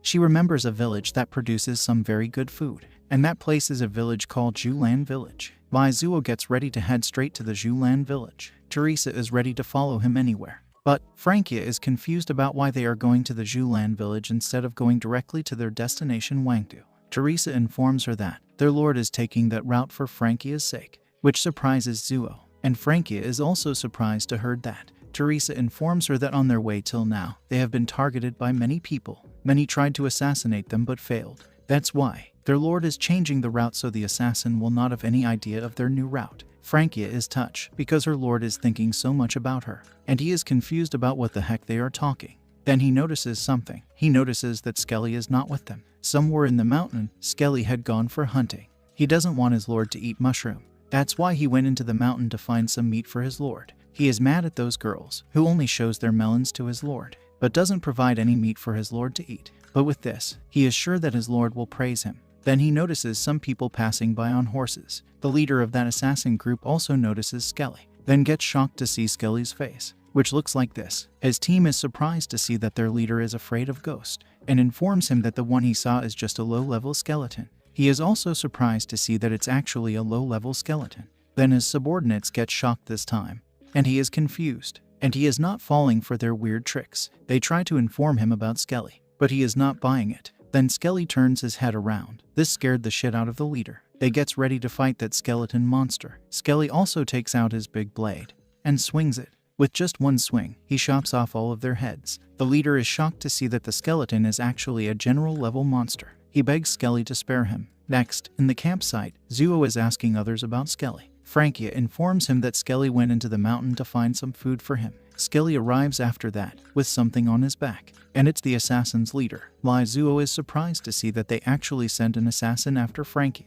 The man begs Yuo to save him from that skeleton monster. The assassin leader informs them that he is the captain of the Imperial Special Operation Team, and if they kill him, they will be in great trouble. This surprises Frankia. She never thought that the Empire is the one sending assassin to kill her. The man is also shocked to see that she is the target, and now she is super mad, but still looks gorgeous. She finishes that assassin with her ice spears, but the anger is still not quenched. Zuo calms her down and tells her not to be angry because she is the master of the ice frost and should always be cool. Anger is not good for her, but she is still mad at the Empire. He asks her if the Empire is really the enemy, because there are many nobles who are eyeing for her. He tells her to be clear if it's the Empire of the Emperor, and now she is confused, because if it's the Emperor, it's going to be difficult for her. Teresa tells her not to worry because that is not good for her cultivation, and Teresa is sure that the Emperor is not the enemy. She tells them to look at the costumes of those assassins. They are the people from the Yuan Lao Yuan sect, and she is sure that there are some people who doesn't want Frankia to return to the Empire. That's why they are sending these assassins, not the Emperor, because Teresa have heard that the Imperial family and Yuan Lao sect had some tic-tac fight,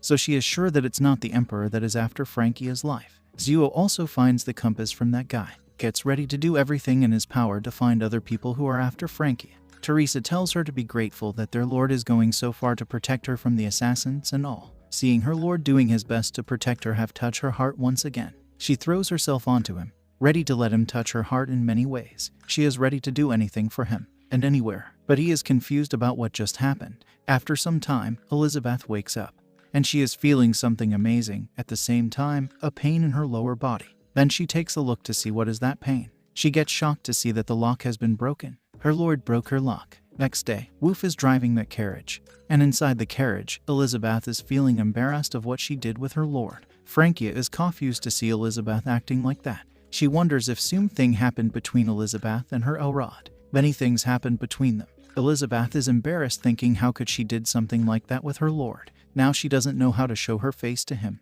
Then they arrive in the Zhulan village. Teresa have heard some stories about this village, that hundreds of years ago, the Holy Church once killed an evil god in that village. Her blood spread everywhere, and this red types of flower grew everywhere. Zuo notices a person sleeping in that field of flowers. They come to ask the man if he is fine, and why is he sleeping like that? But the man didn't reply him. He seems to be lost in his own dream. Then he notices some kind of fragrance coming from the village. Thick, beautiful ladies welcomes them all in their Zhulan village. Zuo is surprised to see so many beautiful sisters in that remote village. The beautiful ladies, they all jumped on him. He asks Frankia to park the carriage and find an inn. While he is checking what is wrong with this village and the female villagers, Teresa is also finding that the village is a bit strange, and there's this huge church in that small village. She also gets ready to go in the church and have a look around it. So it's Woof and Frankia alone. They park the carriage and also find an inn. And if you are thinking, where is Elizabeth? I think she is still inside the carriage, feeling embarrassed. Next, Frankia finds a very strange shop in that village. She goes into the shop to have a look, and dang, she looks amazing. The shop seems to be a shop of a witch, and the shop owner is a beautiful lady with big melons, and a ball that sees future. On the other hand, Zuo is investigating those ladies from before in a pub, and he is surprised to see that there are so many different races there. He starts his live stream, and quickly gets gifts and money. Then someone arrives there saying that she is a goddess, and she does looks like one. She informs him that she is the goddess of light, and he can call her Light. He is surprised to see a goddess in such a place. Next, in the church, Teresa is surprised to see the statue of a goddess in that church, and it's the same goddess that approached Lai Zuo in that pub. Suddenly light starts to appear from the statue of that goddess. The statue even starts to talk. Teresa wonders if this is some kind of divinity, so she starts to pray to that goddess. The goddess tells her to believe in her and she can get anything. The goddess shows her some pictures or images of how she can save the world. Something starts to happen with Teresa. She seems to be getting corrupted, and the statue that is in front of her changes into a rotten monster. Next, the thick, beautiful goddess is telling Zuo to believe in her. She also waves her hand to his fans in livestream. Seeing her saying hello to his fans, Zhu asks her if she knows about livestream. She gets confused and gets ready to get down into business. She shows him her 2 melons. She gives him a hug, and Zuo is finding it super strange about this situation. He realizes that something is wrong there. Skelly arrives there and chops off her head. She gets shocked to see that he actually broke out from her illusion, and that attack from Skelly didn't chop off her head. She asks him how did he found out that he was an illusion, and he already knew it from the beginning. Even if he knows, she tells him that it's too late for his friends to know about this illusion. Back in the shop lady tells Frankia that she can find anything in her shop. Frankia takes out a book, and she gets shocked to see the contents of the book. The goddess corrupting the people of the village. Frankia is mad with the contents in that book. The book records the true taboo, and it's being sold openly in the village. The witch lady then does something to Frankia and tells her to keep reading that book. Frankia then gets corrupted and starts to read that book of taboo. She then becomes a sacrifice for that witch after reading that book. Suddenly 2 big energies rises from the church and the shop. Zuo is confused to see that. The monster lady informs him that his teammates are finished now. They have been corrupted by her monster friends, but someone is still safe and sound, sleeping inside the carriage. She was in the pain because her lock was broken. At the same time, she is also feeling amazing. Then the church gets blasted. The monster lady is confused about what is going on there. Teresa comes out from the church with her hammer, and she is mad because some witch tried to manipulate her, dared to pick a finger on her loyalty towards her great sage. The monster lady is confused about what just happened. She is sure that the sister was corrupted, and about that monster lady, Teresa has beat the shit out of her. She comes to her lord and asks him to leave that monster lady to her and go save Frankie. The monster lady gets super mad that they are taking her lightly. She turns into her true form and gets ready to erase them to the ground. Zuo arrives in the shop where Frankia is reading that book. The monster tells him that she has already fallen and now has become a sacrifice. However, he has a way to save her. He charges toward that monster with his lightning. He hits that monster with his lightning right in its mouth. The monster gets pulverized with that attack. Frankia comes back to her senses and finds herself in Zuo's arms. And dang that mark for blocking her beautiful view. Another light appears from the shop. Teresa is sure that her lord have saved Frankia, and now she gets ready to take care of this monster in front of her. Charges toward that monster lady with her big hammer. Next, a big blast comes out from the mountain. It's Teresa. She is having trouble dealing with that monster lady. Zuo is also shocked to see that monster lady like that. He didn't expect the monster lady to be so strong.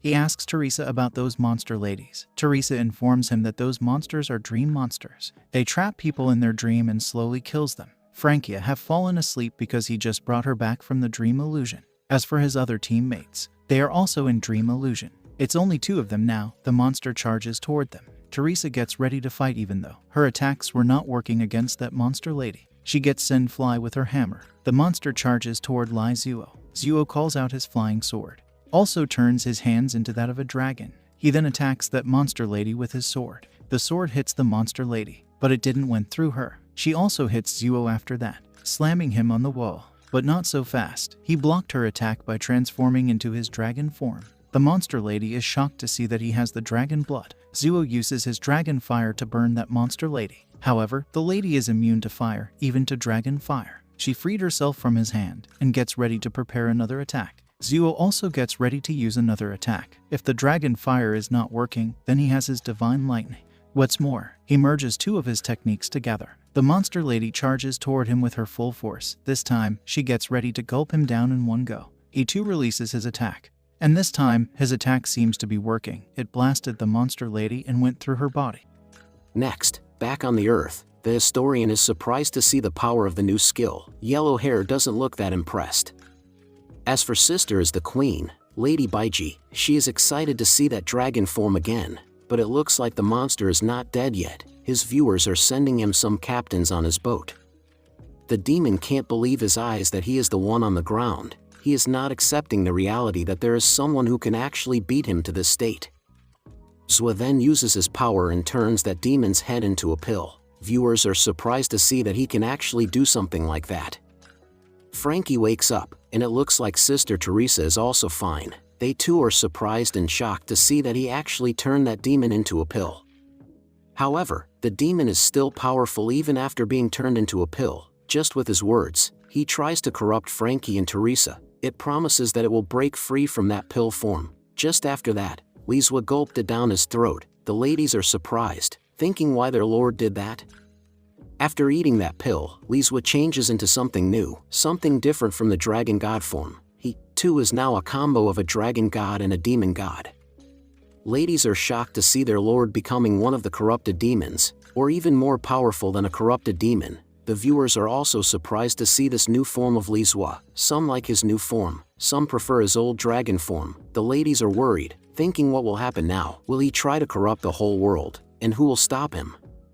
But they also believe that their lord will overcome this challenge. Then Frankie notices the drop of the blood of the demon god, taking a new form. They start to change into new types of monsters. They all look at Li Zhuo. Li Zhuo charges at them at high speed, then blasts them away, and one monster bites his hand. Then the bones come out of that monster's head. Another one tries to sneak attack him. Li Zhuo uses his elbow. The longer bone comes out from his elbow and pierces the monster. Li Zhuo then touches the ground with his hand, and bones appear from the ground and pierce all the monsters around him. After killing those demons, Li Zhuo appears in front of Teresa. He reaches out his hand towards Teresa and grabs her by her neck. Zhuo's head starts to hurt. Demon energy starts to leak out from his body. He tells her to stay away from him or she will get corrupted too, but Teresa just jumps onto him. She is not afraid of him, even in that form. She tries to calm him, pressing those big melons onto his hard body. Li Zhuo tells her that it's dangerous and she should move away. Suddenly, bones come out of his body, piercing Teresa's body. She screams in pain. Her painful scream brings Li Zhuo's senses back. Seeing him so worried about her, she tells him not to be worried because that pain is nothing to her. After all, she is the great healing Saint Teresa. She uses her holy light to heal him, and it looks like her holy light is healing him. Teresa then finds herself in the church. She is confused, then realizes that this is the dream world of that demon god. The demon dragon god also appears behind her and grabs her with his big arms. He then slams her on the ground and gets ready to play wrestling with her on the ground. Gives her a leg lock, body lock, everything. He gets ready to show her the consequences of playing with his demon energy. She is also ready to accept that energy of his. She also realizes that they are so close now that she can transfer her holy energy to him by body contact. She starts to transfer her energy to him, but Li Zhuo seems to have other plans for her. He grabs that holy attire of hers. And I don't think I can show you guys more than this, but anyway, I am showing you guys this. She tries to stop him because she can't concentrate on transferring her energy to him if he plays this hard, but our boy locks her lips. Now she can't speak anymore. After that, she accepts her fate. She admits her defeat. She realizes that she can't win this wrestling. However, Li Zhuo didn't show any mercy to her. Now she is also finding this fight beautiful and enjoyable. This dream world and playing chess with her lord is such an amazing feeling that she has never experienced before. Then she realizes her real goal, which is to win this fight and save her lord from the corruption of that demon god. But her lord's power is just too strong. She gets ready to use the power of her eyes, uses the power of the holy light to destroy the evil demon god. The holy light comes out from every corner of her body, destroying the demon god corruption. Li Zhuo then comes back to his senses, but he is still in this form. Li Zhuo is confused about what just happened, and the viewers are talking about the dream world. This time, the viewers were able to see whatever happened in that dream world. And Zhuo is confused about what they are talking about, playing chess and wrestling in the dream world. He informs them that nothing like that happened with them. However, the dream world livestream was so beautiful that they are sending him some rockets. Teresa then gets ready to tell him about what happened in the dream world. Teresa informs Li Zhuo about the dream world and everything. Zhuo is shocked to find out that he played chess with Teresa in the dream world. And the viewers are cursing him in the chat. Teresa tells him not to blame himself, and that they did it to bring him back from the darkness, and she also likes playing chess with him. Then Frankie and others come there calling their lord and Teresa. They quickly turn back to their usual self. Frankie has brought everyone there and is surprised to see that they managed to defeat the demon god. After some time, Elizabeth is shocked to hear that so much happened while she was sleeping. Frankie asks them about the demon god and how they defeated it. The two inform them of everything, except for the dream world part. Li Zhuo then gets ready to check his new powers, and Elizabeth asks Teresa to tell her everything. Like everything, Li Zhuo is able to bring out his bone dragon power. He finds that bringing out the bone dragon power is more comfortable than the dragon god power.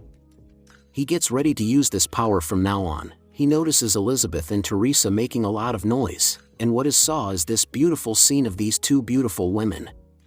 Teresa told Elizabeth everything, including the dream world chess play. Lizwa also tells her that he also played chess with her before, so he doesn't think that she needs to make a big deal out of this. Elizabeth grabs him and takes him into the forest. He apologizes to her if she hasn't recovered from their last chess fight, and he promises that he will play chess with her in the future. But it's not about that. She wants to tell him something important. And that, after she played chess with him, she was blessed by the silver moon goddess in her dream. Swa doesn't think that it's such a big deal. After all, it's just a dream of the spirit god. She gets mad because to the elves, it is a very big deal to be blessed by the silver moon goddess, the spirit god. And it looks like playing chess with him can get the elves the blessing of the silver moon goddess.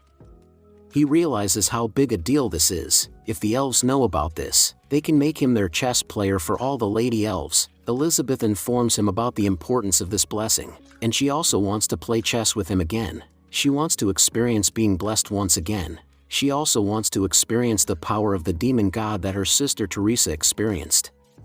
Lizwa realizes that she is after that dark energy after all. Well, she can't disagree with that. She also wants to play chess with her lord while he is in his bone dragon form. That energy, that power, she wants to experience it too. And this time, she is not losing this fight of chess game. Even though it's about the power, she truly loves him and will do anything for him in the future that she promised. She will do anything for him, and she is also grateful to him because of him. She was blessed by the silver moon goddess. Lizwa is shocked by Elizabeth's words, and his viewers are calling scumbag. Back on the earth, Li Ling is also mad at her brother for swinging girls here and there, left and right, up and down. She also blames those girls for bewitching her brother with their big assets. Elizabeth's assets are even bewitching her. Li Ling gets ready to take action. She also wants to grow big, so she drinks a couple of bottles of milk. She wants to grow them too, and not only that, she also gets ready to help her brother in any way she can. So, she comes to her big sister Baiji. Baiji, who is looking absolutely gorgeous, wonders why the group manager is there. Li Ling wants her big sis to give her some work. Baiji thinks that Li Ling should only focus on her studies. She doesn't need to work or anything, and she is not at that age. However, big sis Baiji does have an empty post of a personal secretary. So they get ready to do the interview. Before that, she wants Li Ling to change into a secretary's dress. After some time, Li Ling is changed into her secretary dress, and she looks beautiful in that dress. Even Baiji thinks that she is looking gorgeous in that dress and is drooling. After that, Baiji gets into a serious mode, and being her personal secretary is not easy. She has to deal with millions and millions of dollars, and that being a secretary is a serious business. She is maintaining that serious mood and talking about business while watching Lizwa's live stream. She then grabs Li Ling and presses her face onto her melon, and tells her that they will make her brother's live stream the biggest in that country, no, in the whole world. Back in the fantasy world, Frankie has brought some flowers for her lord. Lizwa thinks that they are beautiful, but they are not just beautiful, they are also used as an herb. Make a tea of that flower, and you will experience amazing sleep. It also has many other benefits. Lizwa gets into his business mode and informs his viewers about this new product. Viewers are ready to buy that flower, as many flowers as they can afford. Li Ling comes to her big sister's office, informing her about an important meeting. Baiji tells her to stop the talk of meeting for a while because she is very busy with a very important meeting right now that she must attend no matter what. And yes, she manages to grab 10 of those flowers. Li Ling yells at her for wasting her time like that. Their company goes up and down by tens of thousands every minute, and she is playing around. The role of secretary is really befitting to her. However, big sis Baiji is really glad that she appointed her little sister Li Ling as her secretary. She is just too cute when she is angry. Baiji then gets ready to talk about serious business. She wants Li Ling to hand over her brother to her, the pose of the manager in the group she is holding. This surprises Li Ling. Baiji is also ready to pay for Li Ling's mother's hospital bill, and she can also go back to her student life. Big sis Baiji has investigated the Li family background after meeting with Li Ling and her brother. The reason for the desperate broadcast is because of their family is in high debt, and if Li Ling accepts her offer, Baiji is sure that her brother can relax a little bit. Well, Li Ling accepts her offer, and Baiji even gets ready to give her a smooch, but Li Ling rejects it. Back to Lizwa. He is happy that he has earned a lot of money now. He transferred 8,000 to his sister. His sister informed him about Baiji's offer, and that she had accepted the offer.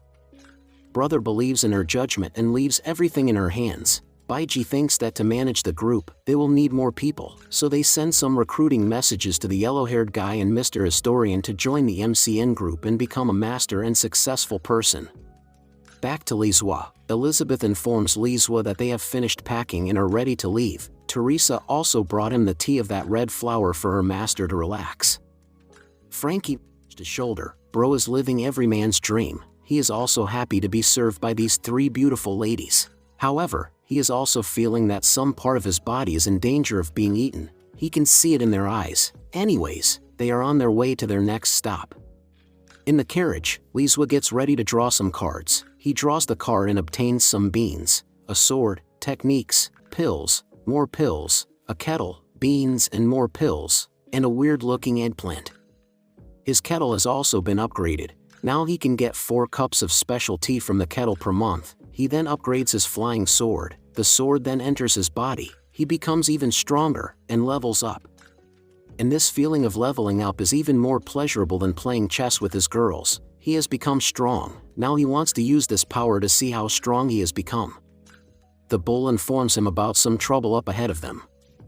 They have entered the corrupt forest, and the road ahead is not easy to follow, and it doesn't look like a forest. Lizua asks Frankie about the forest, how it has become like that. Frankie informs him that after the fall of her father's principality, no one is there to take care of the corrupted beasts around there, and so the forest has become what it is now. Suddenly, skeleton soldiers emerge from the corrupted ground. Just in a couple of minutes, they are surrounded by a horde of those skeleton monsters. After some time, the Death Knight also appears there. They didn't expect the Death Knight to appear there. Anyway, they will have to fight that night and find their way out of there.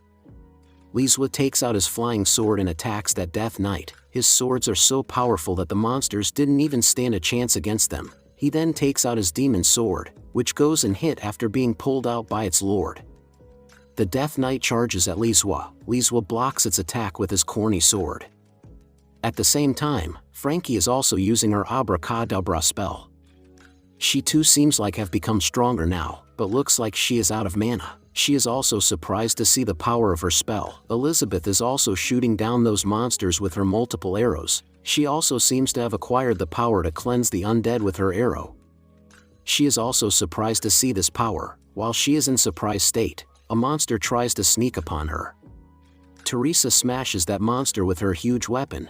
She then uses her holy light to purify those monsters. Her power is so strong that it is even affecting the Death Knight. Her holy light made an opening for Lizua to attack. He attacks the monster with his flying sword. However, that attack did nothing to the Death Knight. Death Knight gets ready to smash Lizua with its horse's leg. Lizua blocks that horse with his one hand by transforming into the bone dragon. Suddenly, bone starts to pierce the Death Knight from everywhere. The bones are coming out of Lizua's finger. Lizua is surprised to see that he can transform part of his body comfortably. The skeleton monster starts to attack him now. He destroys them with his bones. The ladies are surprised to see how powerful their lord has become now. His form looks like that of the demon god. The bull has also finished quite a bit of those skeletons. Now that they have finished those monsters, they get ready to keep moving forward. They arrive in a village called Shenzhou and it looks like the village is under attack. The Death Knight with his skeleton army is attacking the villagers, killing every person they see on the street. The monsters are searching for the villagers to slaughter them. A mother and her daughter are hiding from those monsters. Daughter steps on a little branch that makes a little sound. The monster notices the sound, comes to where the little girl is hiding, gets ready to slash her down, but her mother blocks that attack with her body. Mother has been slashed in her chest. She tells her daughter to run away from there while she has the chance. The Death Knight gets ready to kill her daughter too, but it gets pierced by the corny sword. Zwa then splits the Death Knight in half. He tells the little girl not to worry and that he will save her. Suddenly, they get surrounded by a horde of monsters. The goblin charges at them all together. Back on Earth, in a certain school, a guy is watching a live stream of his favorite streamer, feeding the group.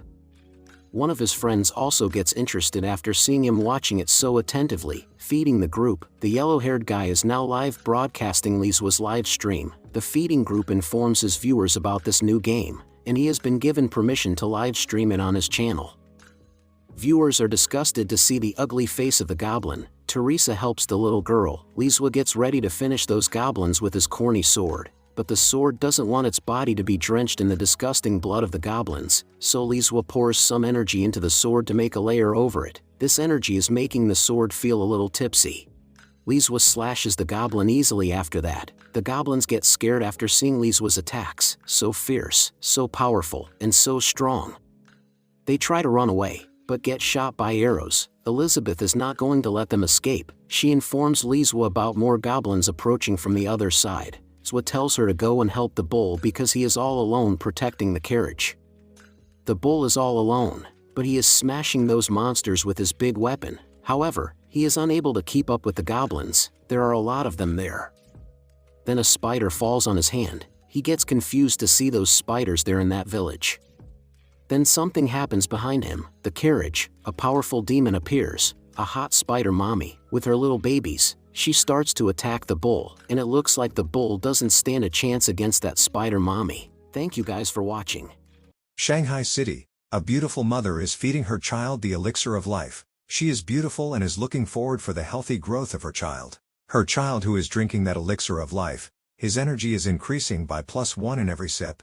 Turns out the boy has been reincarnated. His name is Lin Zichen, our MC. His age is 33 days, biological level, ordinary tier 1. Biological attribute, none. Yeah, he has a cheat ability. Now Lin Zichen is 3 months. Mother, Yang Wanxin is surprised to see that her baby doesn't cry that much or make fuss, making things so easy for her.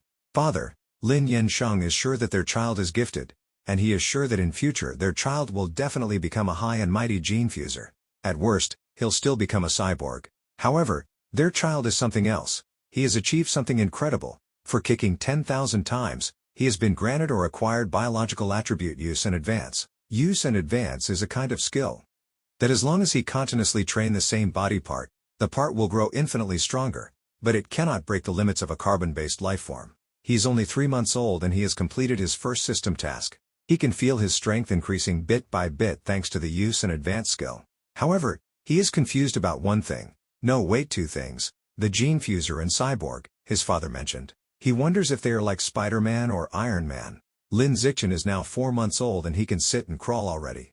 However, to avoid scaring his parents with his heaven-defying abilities, he only trains at night. Now, he is already 5 months old and can walk. At 6 months old, he is watching television with his parents and can sit and crawl in front of them. And right now, he is watching the news about the gene fuser and cyborgs. For the first time, he realizes that he is not on the Earth that he knew before his reincarnation. This Earth has mutated, and many terrifying, unknown creatures that he never seen before. These creatures are called aberrant beasts. To fight them, humanity forged 2 paths over the past few decades. One is mechanical ascension, modifying their bodies using technology to defeat these beasts. They are called cyborgs. And there are others, the gene fusers, more advanced form of gene modification, fusing with the aberrant beast gene to obtain some of their abilities, using magic to defeat magic. However, Zichen is different. He has a system. He gets ready to lay low and evolve, and survive in this dangerous world. One day, a beautiful thing happened. A beautiful lady named Xu Ming came to live next door, and she is married. Her husband is Shen Jianye, and a daughter, Shen Qingjian. And it looks like these two, fate has something reserved for them. Zichen is 7 months old, and he is now sprinting. He can also jump. Looks like his leg muscles are getting stronger. When he plays and talks to himself, he is also receiving this thing called Spirit +1, expression, and language. Thanks to his system, he has mastered basic skills like running, jumping, and language at only 7 months old. Now he is 8 months old. He can now do sit-ups and push-ups, and that night his mother caught him doing sit-ups. He thought he was cooked. How is he going to explain this to his mother? Mother is also surprised to see her child doing sit-ups. But she thought that she must be having stress-induced hallucinations because she's been wrapped up in the novel she is writing lately. Mother's profession is a male-oriented web novel author. Thanks to that, Zichen has managed to fool his mother. A few days later, mother is shocked, calls her hubby to quickly come and help her. Father comes to help. Mother is shocked to see 6-pack abs on her 8-month-old child. Father notices that his son eats a lot, and he means a lot, but getting abs by eating that much. He is confused. Then he gets something. Tells his wife that their son must be a 1 in a million prodigy. Now he is even happier after knowing that their son's future will definitely be brighter than they thought. and father is also a male-oriented web novel author. Thanks to both of his parents being web novel authors, Zichen's secret is saved. And speaking of genius, he is not the only one on that mutated Earth. One day, he was watching the news with his mother, and the news was talking about a prodigy who is able to lift a 20 kilograms dumbbell with one hand at the age of 2. Mother is sure that her son won't lose to those so-called prodigies from elite families in the future. Now he will have to live up to that expectation of his mother, but wonders, will he be able to lift 20 kilograms when he reaches the age of 2? And after 2 years old, he is also able to lift 20 kilograms with one hand, but it looks like a troublemaker has also been added to his life now. A cute troublemaker, Shen Qinghan. She is also 2 years old now, and she talks like an actual baby. Her speech isn't very clear like Zichen. He uses her as a body weight to train. She is the perfect size to be his weight vest for training. However, there is a problem with his cute weight vest, and that the cute weight vest often leaks water. She is cute. Now Zichen is 3 years old and he can lift 40 kilograms with one hand, surpassing that 3-year-old prodigy who was only able to lift 30 kilograms when he was 3 years old. However, something is bugging Zichen, that his level is still at ordinary tier 1. With so many questions in his mind about how to level up and all, he stepped out of his house for the first time. He saw many different species that day, and dang, mommies are looking gorgeous. And Qinghan, Hanan, she is just too cute with cookies in her hands. Zichen is going to the library today because his parents don't allow him to use electronic devices. So to find out about this world, he is going to the library. Mother is surprised to see him reading difficult books. Xu Ming is sure that her friend's son is a genius. After reading some books, he found out that the world is divided into the following 6 biological levels: ordinary, advanced, rare, epic, legendary, and mythical. Each level is further subdivided into 9 tiers. He gets ready to train even harder to survive in this dangerous world. And by reading those books, he has triggered a new task, to read 100 million characters. He has already read 10,086 characters. He gets ready to become strong, not only physically, but also mentally. He started to read and exercise, and now he is 4 years old. He has already read 43,960,000 characters. And at the age of 4, he began his life in kindergarten. He also got a beautiful homeroom teacher named Miss Zhang Mei. Smash! He also advanced to ordinary tier 2 and can lift 80 kilograms with one hand. His vertical jump is now 1.2 meters, and he can sprint 100 meters under 11 seconds. As they say, with great powers comes great responsibility. One day, Hanan wet herself, and everyone in the class made fun of her, which made Zichen mad. He uses his great power to scare the shit out of those kids, order them not to bully Hanan, or he will pee on their bed every day. He made everyone cry in the class but win the heart of cute Hanan. To her, he was definitely like a hero in silver armor. By doing that, Zichen achieved something amazing. The system notifies, your domineering presence has made all the children in your class fear you. You have successfully unlocked the title Kindergarten Kid King. Achievement: dominate the 9 years of compulsory education. Titles: Kindergarten Kid King unlocked, Elementary School Top Dog, locked, Middle School Overlord, locked. With this, he came to understand that he can work on multiple tasks. His previous task was not complete, but there was a new task already. After some time, he completed this reading task, got his reward, the Celestial Root of Wisdom, possesses an eidetic memory, and his learning ability has reached the peak for humans. Time flew by. They are now already 7 years old, and graduated from kindergarten. During the vacation before elementary school, he continued to train and improve himself. He can now lift 200 kilograms with one hand, broke 2 meters this time in jumping, also broke the record of 8 seconds in the 100-meter dash, and thanks to his Celestial Root of Wisdom, he completed the elementary school curriculum in his spare time, hoping that he would unlock the elementary school Top Dogs title. Finally, he began his elementary school life. He already studied the middle and high school curriculum. Elementary school competition was a piece of cake for him, and his main goal is to unlock the elementary school Top Dog title. He also gives private lessons to Qinghan.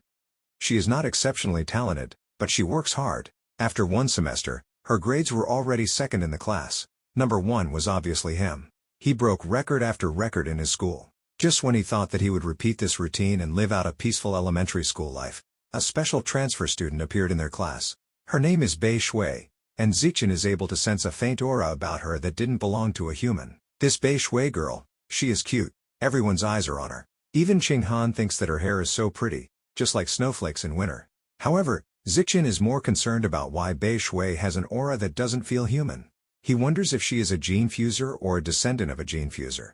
Anyway, Bei Shui hasn't spoken to anyone, and everyone is trying to get her attention. The moment class ends, She just lays her head on her desk, motionless. She barely even went to the restroom. As the time went on, people stopped approaching her, and the classroom returned to its usual quiet. Until, over a month later, Bei Shui began to secrete some kind of white liquid. What's more, it has a foul odor. So one guy thought to make fun of her by pouring a bottle of water on her head, trying to clean her of that foul odor. She started to cry, and everyone in the classroom started to make fun of her. Qinghan gets ready to help her. She comes to Zichen and asks him to help Bei Shui. Zichen is also surprised to see Bei Shui crying like that. He always thought that she was dangerous because of that strange aura of hers. But now she is just looking like any other girl who is being bullied. He gets ready to go and help her. He grabs that guy who poured water on Bei Shui, and orders him to clean her desk right away. The guy gets ready to clean Bei Shui's desk right away. He is scared of Zichen because he is not only good at studies, but he is also a very dangerous guy. He heard that even 6th graders don't dare to mess with Zichen, so he gets ready to do what Zichen says. He orders everyone who bullied Bei Shui to apologize to her right now. Everyone apologizes to her. She thanks Qinghan and Zichen for helping her.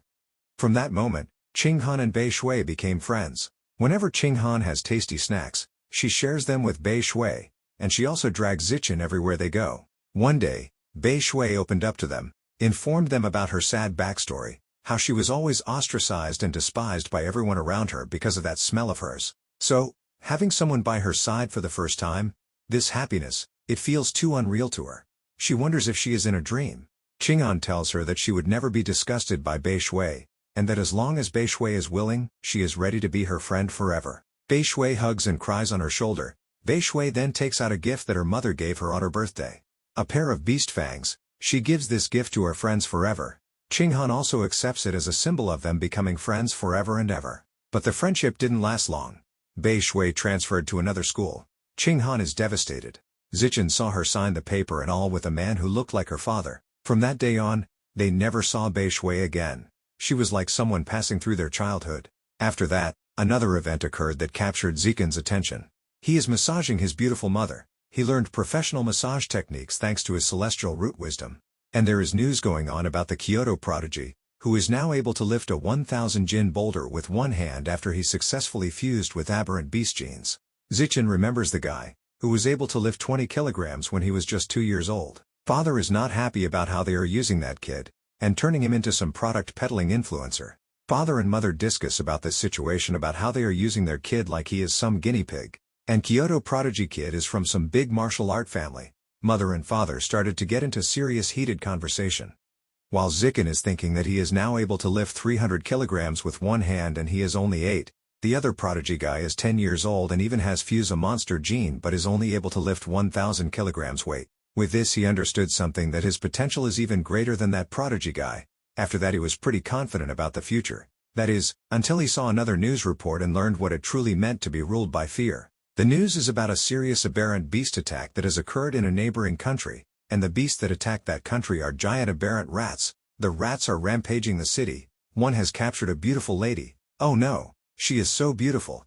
I don't want her to die, but the son of a rat eats her alive. The prime minister of the neighboring country announces that the heretics were behind the recent aberrant rat attack, fanning the flame from the shadow. The minister call upon other countries to aid their country in exterminating these heretics together. Zichen has also heard about these heretics. They work together with the aberrant beast, and he is relieved to be born in a powerful country, where he can keep laying low and get stronger. Mother and father are still fighting over the matter of don't know what, but it looks like mother is winning. Suddenly, Zichen notices a shockwave outside their house. He comes to check, and there are cyborgs flying outside at that hour. He hopes nothing bad is happening. Next morning, he is waiting for Qinghan to go to school together. He notices Qinghan's beast fang is glowing. She is also surprised to see that. Zichen has been noticing a faint non-human aura from Qinghan. He didn't expect it to be coming from the fang.